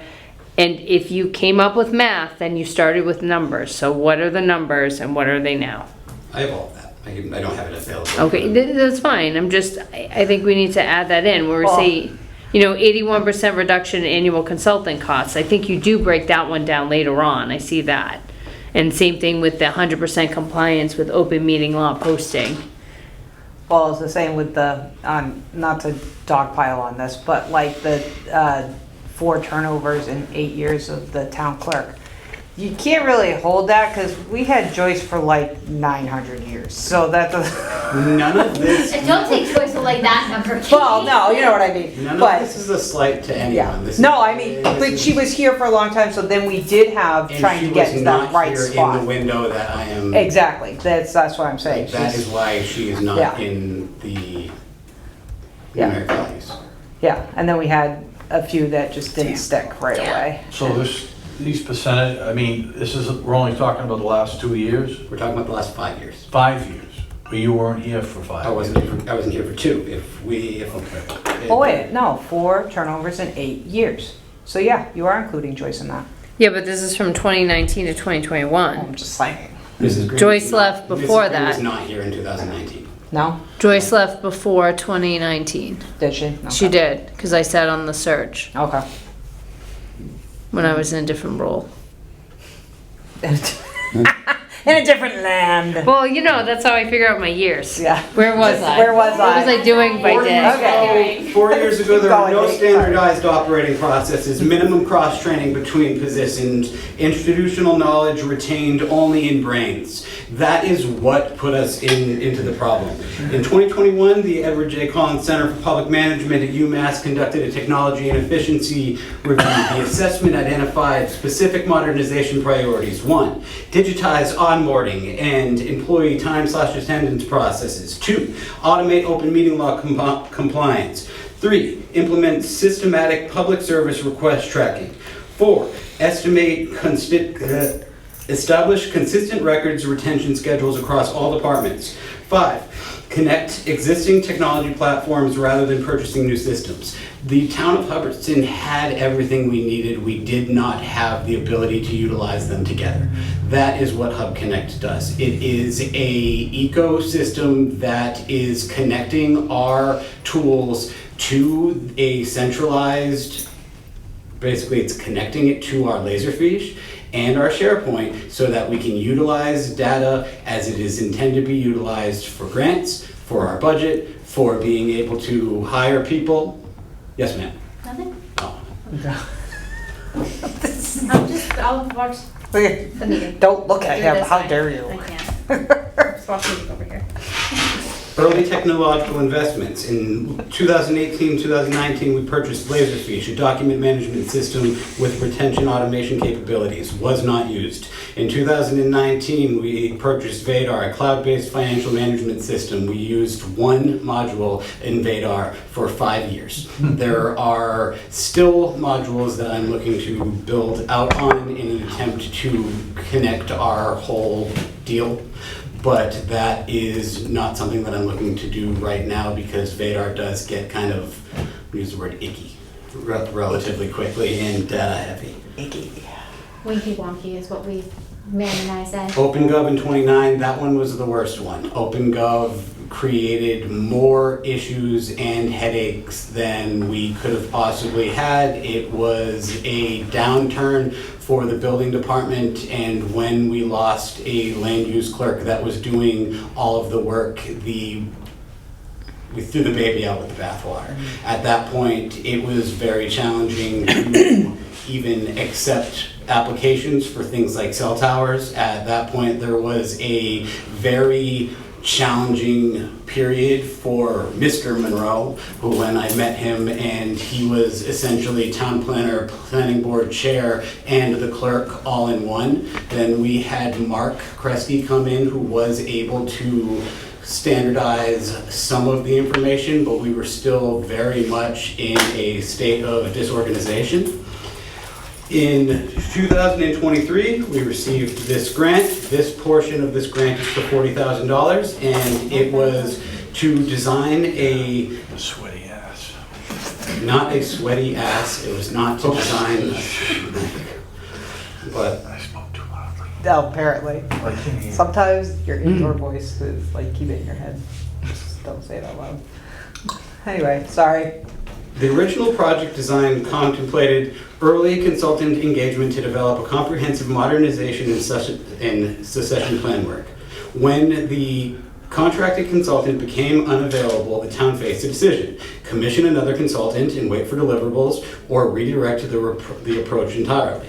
The town chose the latter. This ended up resulting in a number of deliverables that have carried us to this day and resulted in a modernization award prior to the launch of a program. That is not something that happens in rural and municipal government. It is something everyone in this room should be proud of, because each and every one of you were part of this data centralization and the fact that we are going to be able to use data to both predict and hold up the main parts of the community. Just because a person changes in a chair does not mean we should drop everything. And Hub Connect and the succession planning that comes with it is going to be able to hold the government operations for the next many, many years. The project implementation, and I can explain this to you anytime you want, but I don't like public speaking all that much, contrary to popular belief. Yeah, it's shocking. Phase 1, staff training and development, went on from November 23 to June 2024. We invested in building internal technical capacity, Microsoft 365, Civic Optimize, taking on our own licensure, learning how to do custom HTML dashboards. There were 342 hours, that's a number that I have factual, between all of the staff members in the last 2 years in training. Process documentation and knowledge management, January 24 to August 25. The town established the hub as a sort of saving grace effort at the end of this grant to get us to where we are today. And the hub built into Hub Connect after standardizing operating procedures, department-specific procedure repositories, new employee onboarding, and quick reference guides for routine tasks. This has evolved into, I can show you, I made a training tool for the Inspectional Services Coordinator that answers all of the questions one needs when they start a new position, simply in a fun drag and drop user interface.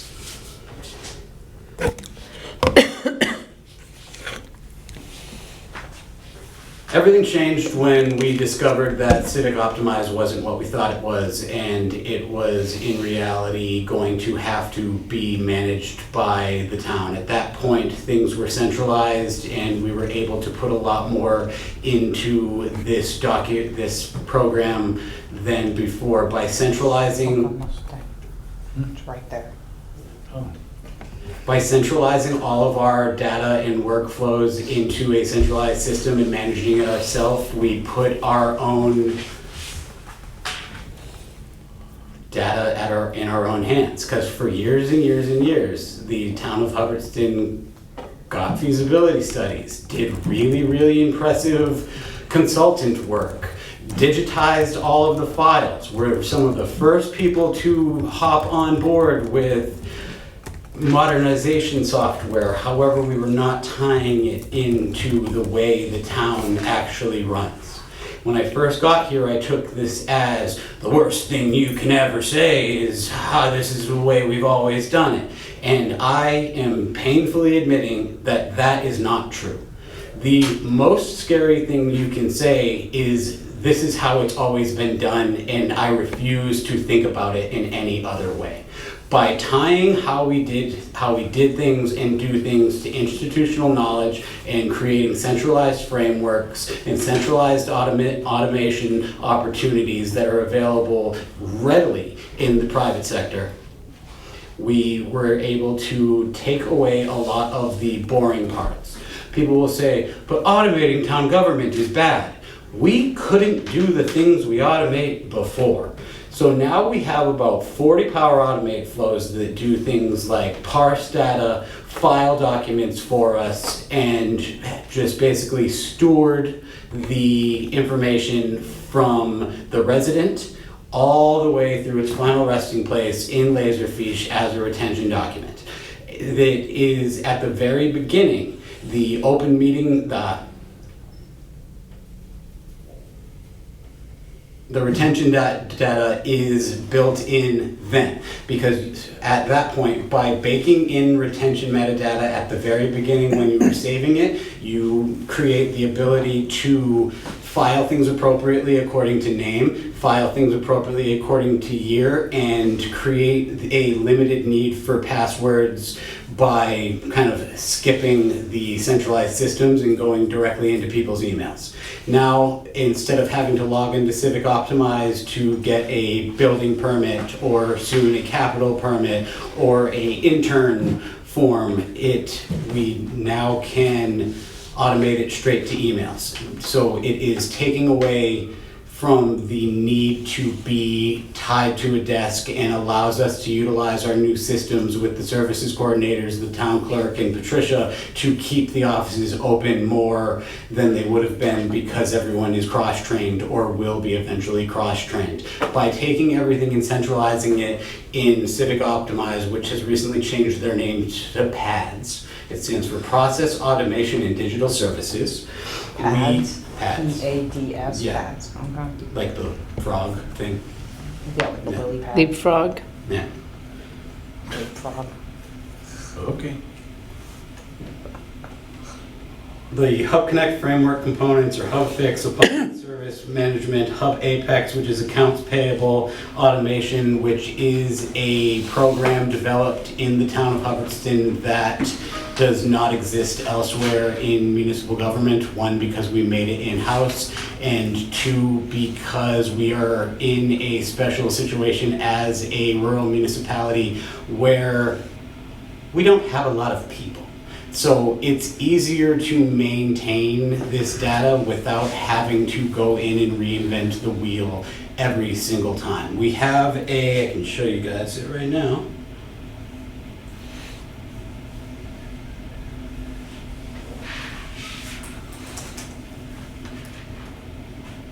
This is Hub Connect. You come in, the resident forms live right here. The staff forms live over here in staff. The electronic sign request is oddly in the front, so I have to move it. The hours of operation, I ended up codifying and placing on the front page. It goes through all of our hours in a fun way. The phone numbers are right there, the emails are right there. The entire point of Hub Connect is centralizing so that we can lift everybody and maintain data for years and years and years to come. But what I was showing you is within Hub Staff. So you go into Hub Staff. This is where the Hub lives. The Hub SharePoint is very much like your Select Board SharePoint, but it has policies, standard operating procedures, and is very much growing. Hub Connect is done. It is standing, but we are stabilizing it. The intent was to launch on October 1st and stabilize with 100% of phase one all involved by the end of the year. What that entails for me at this point is finalizing Hub Time, which today went from applicant all the way to into Harper's in one foul swoop. Like, there was no waiting, no hollering, no getting frustrated, which was something that took Monday and Tuesday of our whole week, every 2 weeks, just with poor Mary wrangling staff timesheets. Now you can go into the enhanced bi-weekly timesheet, click your name, do BOU, Boudreaux, Nathan R. It'll show you your salary. You click right there, you go down. This is warrant period number 7. What I'm going to do is I worked, let's say, the town hall hours. So it utilizes the information from the drop down up here to calculate your hours and your time period. If I were to go in and select sick, it changes it right there. You can see it right there. You hit submit timesheet and you're done. That goes directly, you're going to hear my phone ring, and then once I approve that, it goes directly to Mary and Sam to be placed in the queue, which we call Hub Time. It's a SharePoint list on the back end, which is secure. See my phone ring. It's secure data that meets all of the highest standards of both Microsoft Azure. I don't really know how to say that word in real life, but it's AZURE. And also meets all of the standards and payment protections of Civic Plus. By utilizing and tying together these systems ourselves, we were able to create a unilateral system that does not make us pay for different licensures. By getting rid of OpenGov, by getting rid of the Excel sheet that the very nice gentleman at CM Geeks charged us for dog licenses for 5 years. we were able to put together all of these funds with grant opportunities and end up lowering our operational costs and getting an almost entirely new set of systems and tools. The opportunity presented to the town of Hubbardston at this time is one not presented to many communities. We are going to be able to centralize our data and use it to our advantage for years and years to come. That means setting budgets. That means applying for grants. I can show all of you guys this as we go, and I think the budget process this year will make a very good point for the way we can utilize this information. One of my long-term goals as part of the strategic plan that I am going to work on with Heather is the creation of a sort of living master plan. It is unfortunate that for some of the same reasons outlined in this closeout presentation here today, that we do not have a master plan, despite working on it for 7 years. We have something that is not all there and not all perfect and is, for all intents and purposes, living in 2018. The town has taken so many steps since then that it is unfair to this community to have that document living as the master plan. It is not a document that lives up to the standard that the town of Hubbardston operates at today. And that's not stating that rural communities have to operate subpar or need to go by with less, but that is unfair. So one of my main goals over the long term is to create a standardized living document and dashboard that we can update year after year, and it will allow us to push things out, not necessarily just budgets, but what are we applying for grants? What are our goals? Where is their alignment?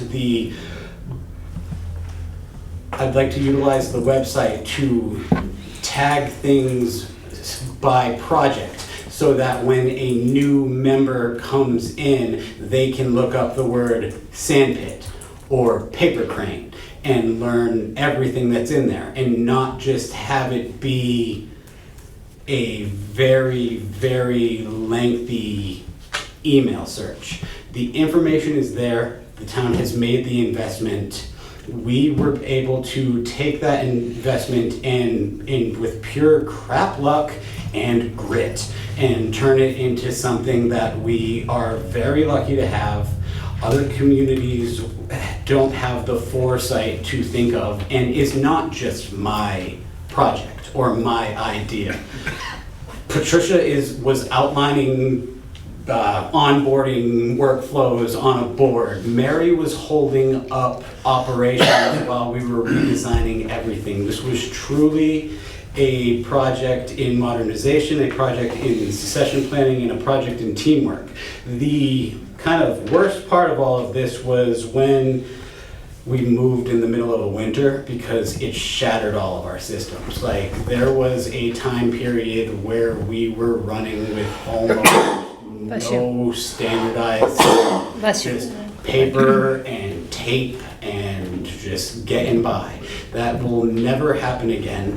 With all of our operational systems up and documented, it is creating an opportunity for us to standardize the operations here.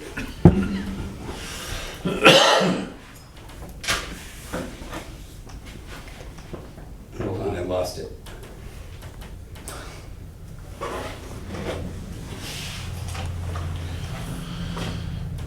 You're halfway on the board. There you go. Phase 4, succession planning and implementation. The town established formal continuity protocols for all critical municipal functions. It is civic optimized, primary owner, town administrator, backup administrative services coordinator, power automate, town administrator, backup ASC, Laserfiche, town clerk, backup inspectional services coordinator. I have to fix that. VADAR. This creates a management plan and structure for all of the systems so that if there is a week where the treasurer collector is unavailable, we can still pay people and we can still pay bills, which is something we were unable to do before. So Nate, who is the admin services coordinator? That's Leanne. Okay. And the inspectional services coordinator is a woman named Sadie, who we hired about a month ago. She's doing wonderful.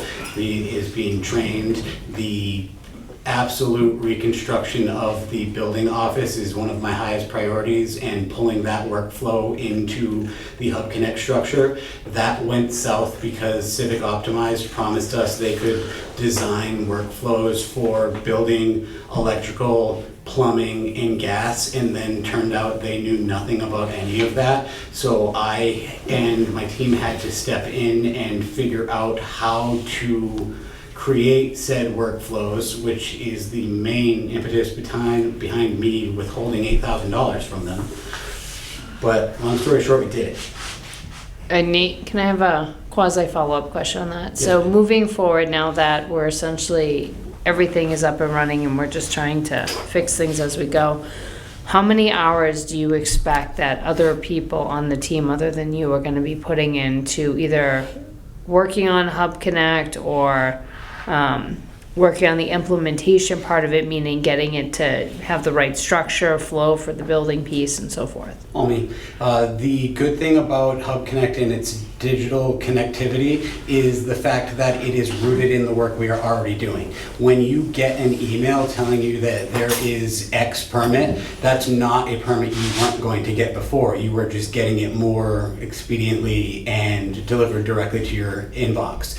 The only people at this time that are doing actual work on the Hub Connect system as a whole is me and Leanne, outside of people doing work in their individual workflows. I am developing the onboarding workflow with Patricia because it needs to work for her needs. When people are chasing her around and she can't find Travis and Travis can't find her and we need approvals and it didn't make the select board meeting, it just gets messy and people get mad. But to go back, the main person doing the lift for a lot of this outside the operational standards set by our jobs is me. And that's something I enjoy doing. I wouldn't sit at home. I did 29 hours of operational coding just to fix Leanne and Patricia's hours in Hub Time. Like I've put in the work. I enjoy it, and I really, really, really think we're onto something. Simply because by tying our systems together, we are able to work in one cohesive unit and enhance institutional memory beyond a 5-year cycle. I never, ever, ever want anyone to have to go through what Mary and I went through, and before that Ryan and Sandy, and before that Anita and Claudia's daughter, and before that, who knows? So I have a question. Yes, ma'am. Okay, so you've coded the bulk of this, correct? Yes. Okay, and Leanne has coded some of it, Leanne is handling... or you're coding? I'm coding. Okay, so is there a point where the coding is done and this should, in theory, fly? But will it fly forever, or will there have to be more coding at some point? Nope, so by the end of the year, the good part about the way we invested in this is our Civic Plus server website, which is something we've had for about 10 years. I can host custom HTML code on our website, therefore it is protected under the same protections as our payments, as our back-end documents, and once I create said document, the HTML or the code, it is the same as buying something. The only times it will have to change is when we change, like say Patricia gets a raise. At that point, and that's what I'm doing right now, I'm tying the code to the back-end sheets with Power Automate so that if I get hit by a truck... Because that's my, that's working. Like, that was my, like, you hit the lotto in a year and you like, mic drop, I'm out, I'm in the Bahamas. You know, like what will happen to this system if you just decide I'm out? The intent of all of this was to stand up this town to be able to work operationally for years to come, because of the difficulty that was wrangling all of these systems and then learning that nobody really cared.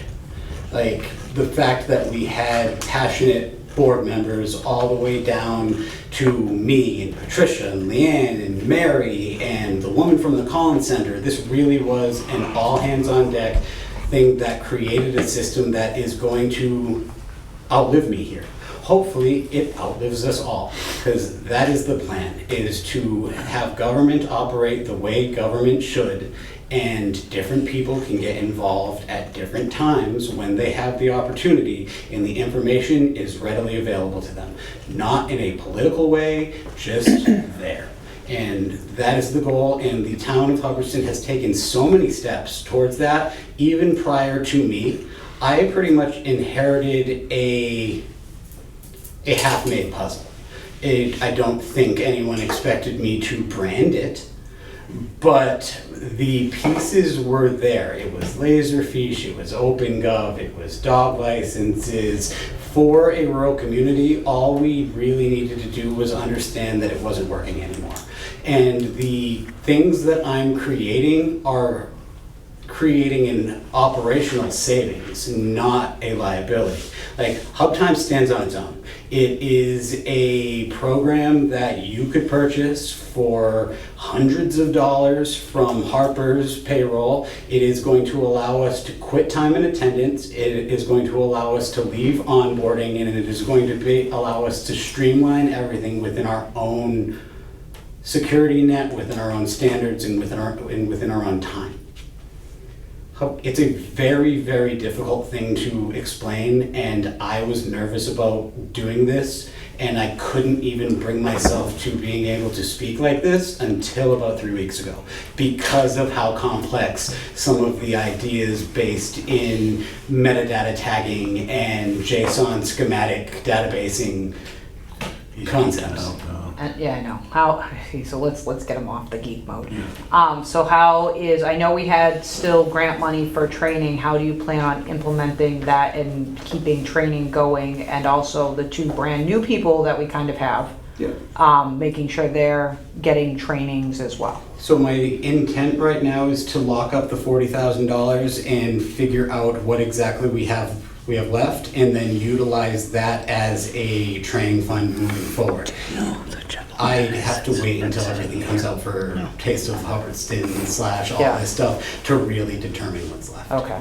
Because if you're going to do training There is more training. Okay, but you're going to do training times? Yes. Could I make a suggestion about how you do training times? Absolutely. I would highly suggest that you maybe shut the town offices down for at least the half a day, so there's no phone calls, no distraction, and everybody could be together, because training has a tendency to get up and go, and I gotta answer this, and I gotta help this person, and I get our residents are very important and they deserve us as well, but you can't train and you can't learn if you're busy at a desk, even if it's just half a day to shut The down a unfortunate little part of bit. that is I'm with you. Yeah. 100%. Yeah. All the time. People don't care.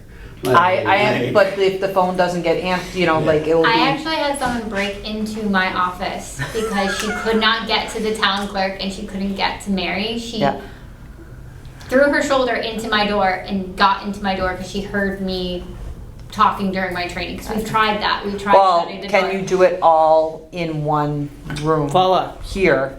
Voila, yes. You know what I mean? Now And that then you I'll have get one blinds. room. I'll get blinds for the windows. And you know what I mean? Just stick the because police chief by the door. I really think the goal it's is to get more Power Automate training. Like Mary having access to automation tools is going to create massive gains in our financial operations, creating more ability to do more with our data and utilize it. Because doing it on Zoom by yourselves, that's where the problem comes in.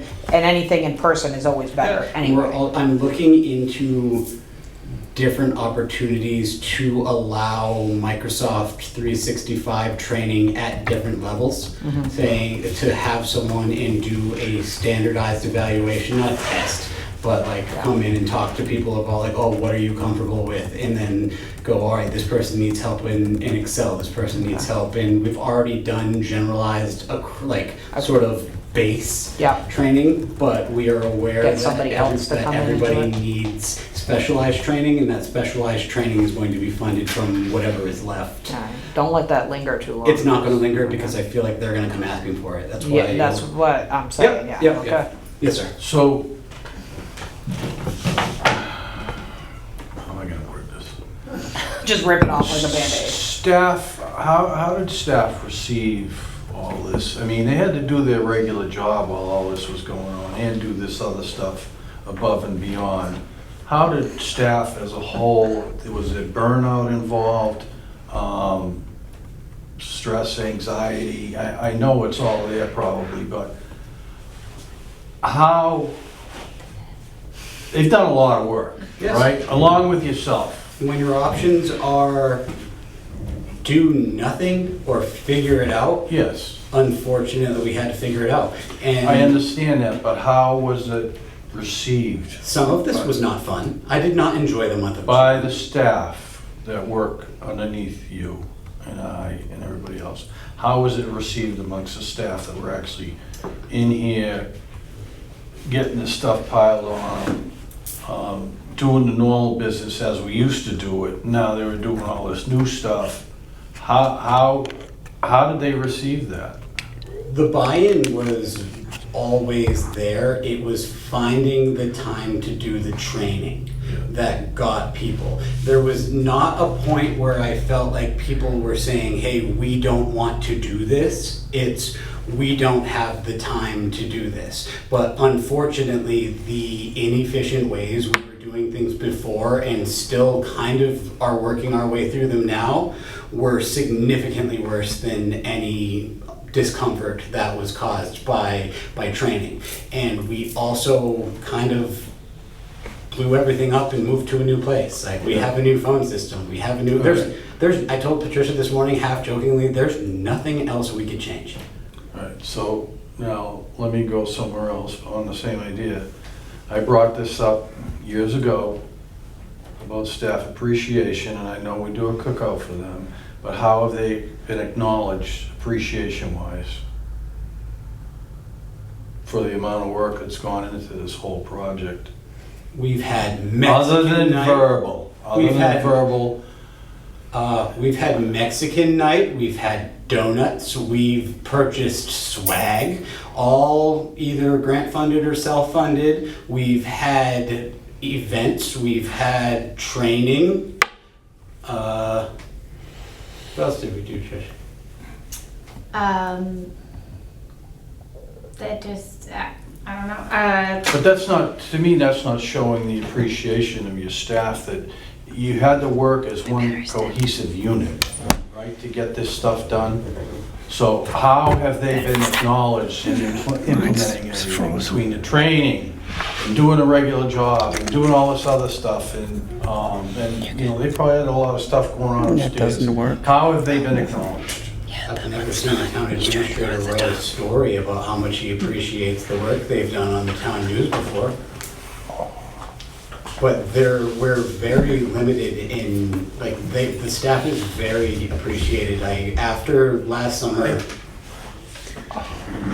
Can they all get a letter of appreciation with the town seal on it for the amount of work that's gone into this project? He wants a certificate for them all. It means a lot to people if they can hang it in their office or whatever, to feel like, I'm telling you, it means a lot. I can see Travis just living it up with a certificate. he just left the meeting Did he? too, so I was like, you're missing all the You know best parts, what? come back. If people don't want it, they don't No, have I'm to just- accept No, it. I I know, hold it. but There's too much cross But talking. this is my personal feeling. And I can only relate to what I used to do for business and the amount of people, the staff I had under my control. Sometimes that little piece of paper means a lot right here. You follow me? I follow you 100%. Okay, that's all I'm trying to And get. our team right now is the best group of individuals I've ever worked with. And you guys are included in that.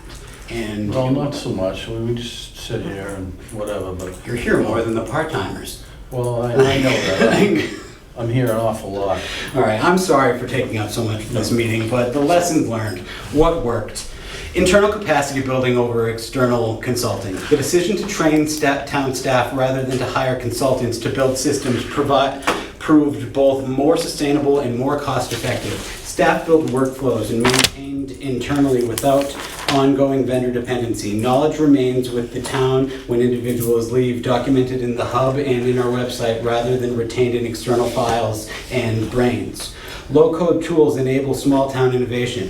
Microsoft Power Automate and similar low-code platforms allow generalist municipal employees to design and build sophisticated workflow automations without programming expertise. This democratized technology developed and implemented the false choice between expensive custom development and inflexible off-the-shelf solutions. Hub Connect aims to bring structured flexibility. The word I've been using is agnostic, and it is a play on flexibility / I don't believe you because I think I'm fun. But the flexibility of Hub Connect and our systems allowing the data to flow regardless of whether it's a dog license, a building permit, a payment, a budget, a capital improvement item allows our data to flow from people into data, into systems, into retention cycles, and then once it's done, we can get rid of it because there is just as much liability in keeping documents too long as there is in throwing them away early. So by being able to retain and keep our list centralized, and it's the ultimate version of cross-training. Documentation is infrastructure. The Hub knowledge management system proved a critical as the workflow automations themselves. Documented procedures enabled cross-training, reduced onboarding times, and ensured continuity during staff transitions. The substantial increase in documented SOPs represents a fundamental shift in how institutional knowledge is preserved in Hubbardston. Integration beats acquisition. Connecting existing systems delivered more value than purchasing additional platforms. The town already possessed adequate technology infrastructure. The gap was integration and staff capacity to use tools effectively. The finding validates the 2021 Collins Center study. Compliance and efficiency are compatible. Automated retention tagging, deadline monitoring, and audit logging actually enhance legal compliance while improving operational efficiency. Technology properly designed around statute requirements becomes an enabler, not an obstacle. What would I do differently? Earlier staff investment. The 2018-2019 technology purchases preceded staff training. Systems sat underutilized for years because employees lacked the skills to leverage their capabilities. Future technologies investments should be preceded by staff development, not followed by it. More realistic documentation timelines. The town initially estimated 1 hour per SOP. Average time is 3 to 4 hours per procedure, including research, writing, review, and approval. More realistic planning would have adjusted project timelines accordingly. Better progress communication to leadership. The select board strongly supported the project but didn't always understand its scope and complexity. More frequent milestones, updates, and clearer explanations of technical work would have strengthened political support and community awareness. Phased public rollout. Resident-facing tools, budget dashboard, service request portals launched after internal systems were operational. Earlier deployment of public-facing capabilities would have demonstrated value to residents sooner and built community support during the developmental phase. Vendor relationships and local ownership. The project encountered several vendor-related challenges that reinforced the value of local ownership. OpenGov permitting platform early implementation struggled due to mismatch between vendor workflows and local practices. The town ultimately replaced OpenGov permitting functions with locally designed civic optimized modules that better fit actual operational needs. Harper's payroll and time and attendance. Boy, do I not like Harper's. But Harper's timekeeping and onboarding modules were evaluated but never fully deployed. The systems require dedicated hardware and HR staffing levels the town did not have. HubTime was built in-house to accommodate local complexity, union contracts, seasonal employees, multiple bargaining units, Patricia and Leanne having 2 pays, and they're different, and they change. So that was all a very heavy lift mathematically. Civic Plus partnership. Originally engaged as strategic consultants, the relationship developed more narrowly around product implementation. While this limited external guidance It forced the town to develop internal expertise that proved more valuable long-term. The Drupal 7 migration. The forced migration from end-of-life Drupal 7, which is our website, required a complete content inventory that exposed fragmented communications across departments. When what appeared as crisis became an opportunity to centralize and standardize digital content. None of these experiences represented a vendor failure. They illustrated a fundamental truth. Enterprise solutions designed for large organizations often do not fit small town operational realities. Local ownership, building with tools staff understand, creates more adaptable and sustainable results. Universal principles for small municipalities. Technology isn't the problem, connection is. Most small towns already possess adequate systems. The challenge is integrating the staff capacity to use the tools effectively. I'm good. Wonderful. Will this be all available for me to post on the website at a later date? I have 9 versions of this presentation. Okay, well, you can pick one of the 9, like Yeah. cat lives, and so I can post it on the website, please. I'm done saying buzzwords. Do any of you have any questions? I can make the changes for Heather, but I do need authorization to submit the closeout because the next meeting is after the due date. Mr. Chairman, would you accept a motion? Yes. Hold like- on, hold on. Okay, go. I would like to move that we authorize Nate to submit the grant closeout as proposed with the modification of changing the percentages to figures to DLS And adding the Vadar report. and including the report from Vadar. Second. Motion's made and second. Any further discussion or questions on it? Seeing none, all in favor? Yes, Yes. opposed? Motion carried. Once again, thank you. Thank you. Thanks, Nate. Nice job, Nate, thank you very much. Yes, excellent job. I'm glad you have 9 versions of It's a lot of You work. guys are lucky I'm not presenting the strategic framework that I wrote. No more talking out. Okay, we go to new business items C, Town Administrative Annual Review. Would you- I'm happy to hop in. I asked Jeff to put this on here, so I am starting to pay attention because I have a little free time. I noticed we haven't done Nate's review since December of '23, so we're a little bit out of date, and every employee deserves a review. And it's something that we generally do, particularly for the TA each year. So I asked Jeff and Nate if we could include this on the agenda today to get this process going. Nate's current contract actually calls for us usually to do this in June, so we're a little bit behind the 8 ball. But I was hoping we could get this going now, and then, you know, we'd have an opportunity to catch back up to the regular schedule at the end of the fiscal. I would propose, if everyone was aligned with it, that we just, I know the forms we used last year or a year and a half ago are kind of crummy, but they exist, so I'd still just say, you know, we use what we have for now, and then we can modify it again when we go to do June's. But I don't think it's fair to make changes, you know, kind of right before we do a review, for someone at least he knows what to expect on the form. And then it also, I think, would give us an opportunity, I asked Nate and Jeff to put on the next agenda, both just a quick high-level review. Essentially, I believe Jeff sits down per contract with Nate to go over the reviews and kind of summarize it, but also just let the public know that the review was done, and also for an opportunity for us to set his goals for the year. I know Nate's been doing a lot of work on both the strategic thinking and the goals, but I would also like to submit to the board, if everyone was willing, that we also start thinking about, you know, maybe there's 1 or 2 goals. Just like with a regular employee, we want to give you the opportunity for personnel development and not a personal and personnel, right? Development, and not just, you know, here's this lengthy list of 18,000 things to give back to the town. So I thought this might be a good opportunity for the board to at least brainstorm independently when we're doing our reviews of Nate, and give at least a couple ideas to Jeff of things to discuss at the next meeting. So we might be able to pull some goals from that. Okay, are you looking for? So 2 pieces. I'm Yes. looking for us to get the form. I think, Nate, you should have the form, or Tricia should have the form we used last time. So he's gonna email us. I have it here, too. Yes, do you have it blank? Yeah. Okay, because I have the form, but I have the form with all my populated pieces, and I don't have enough of a license.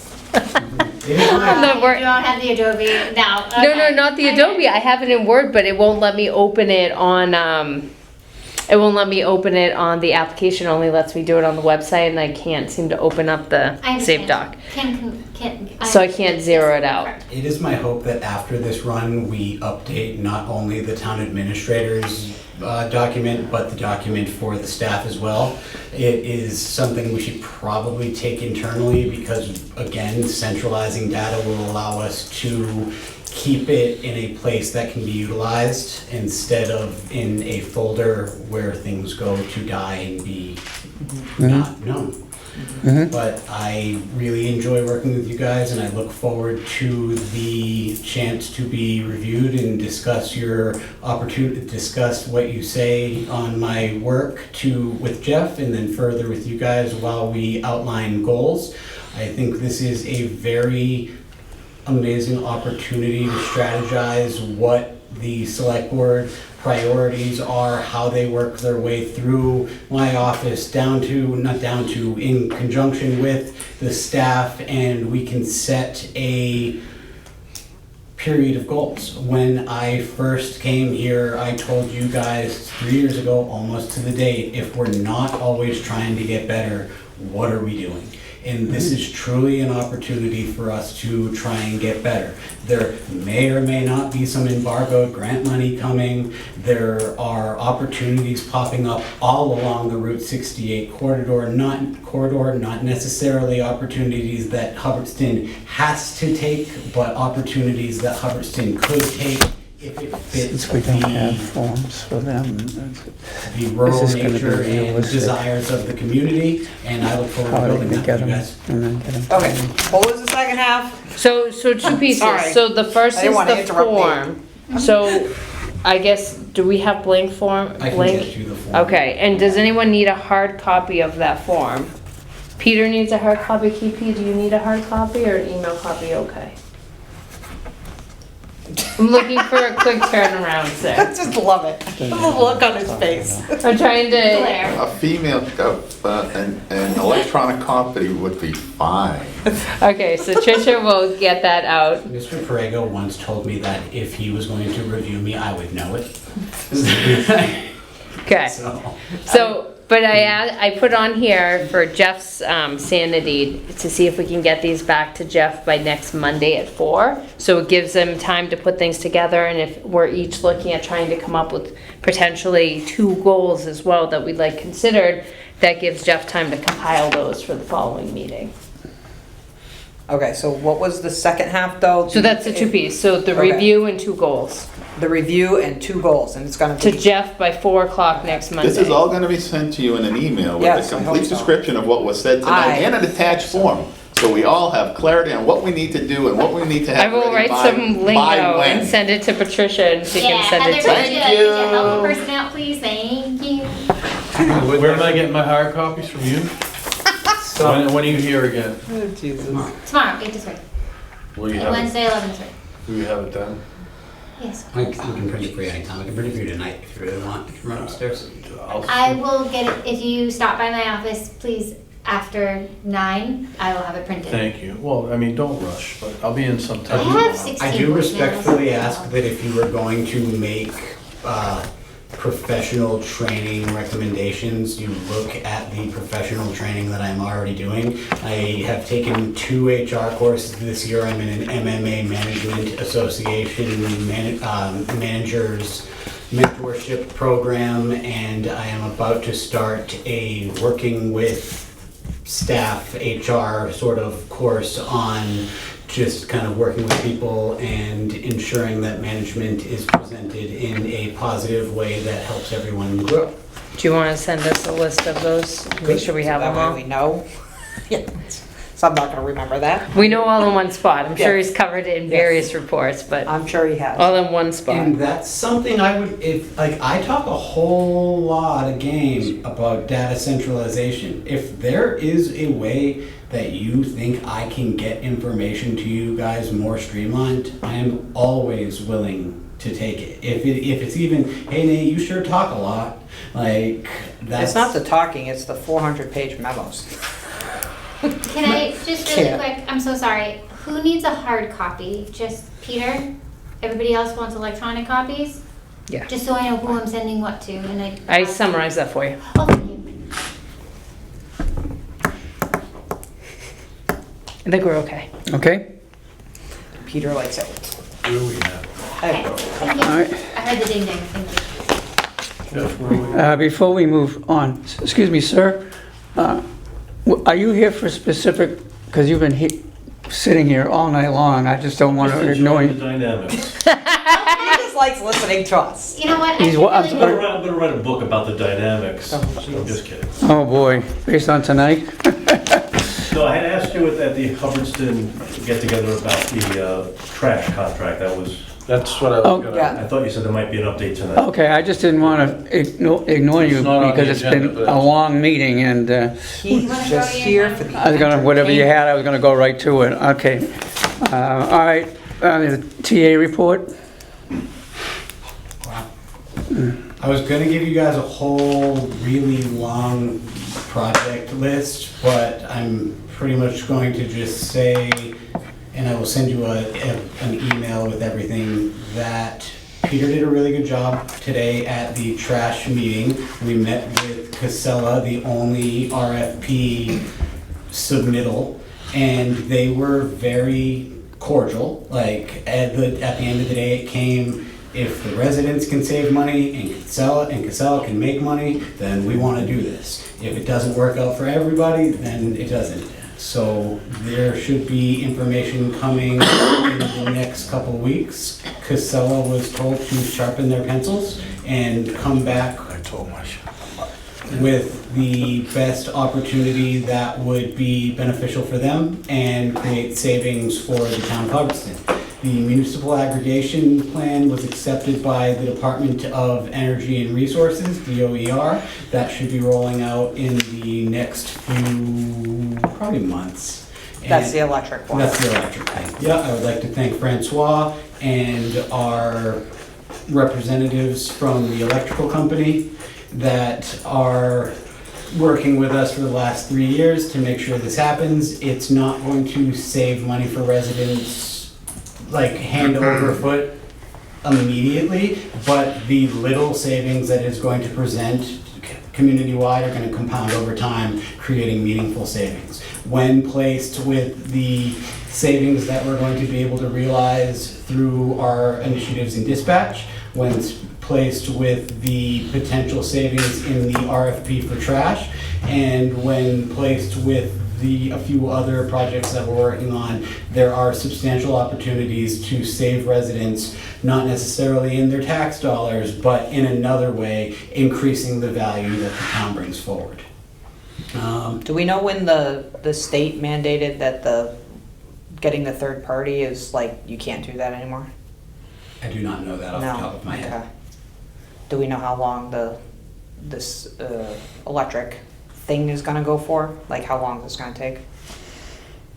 I'd say. So I just got the new one for Gardner, and they're locked in at, what, 14, I think, or Yeah. 13? So it'll be very, very similar to that. Yeah. They're gonna have to do the whole song and dance where they tell people for Mhm. like 3 months, and then you're going to be able to opt in, Yeah. and then you're going to be able to opt out. Well, no, it's in Gardner, you're opted in unless you opt out. Yes, that's Yeah. gonna be, but there's going to be a time frame Yes, that we have ahead to of let that people to know. allow people to opt out ahead of. I just wanna make sure we get in before the state says no Yep, more third and party. I do not have the information quite yet. It was approved on Thursday.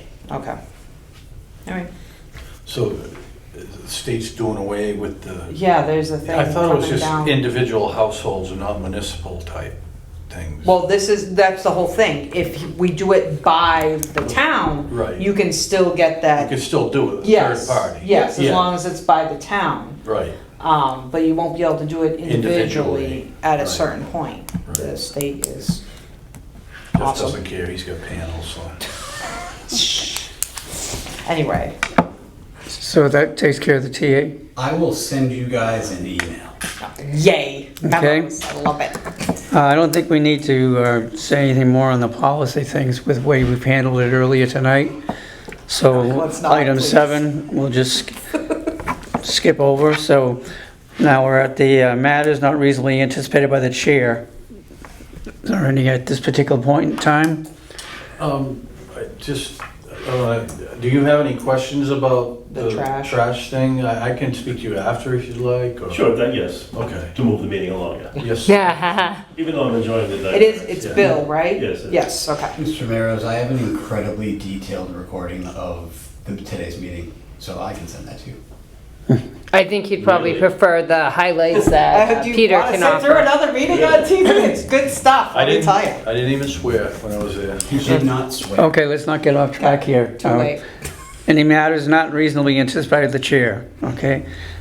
All right, public press or any Just other because we can't see questions? it Doesn't mean the clock is working. I understand. Okay, if not, a motion to adjourn? So moved.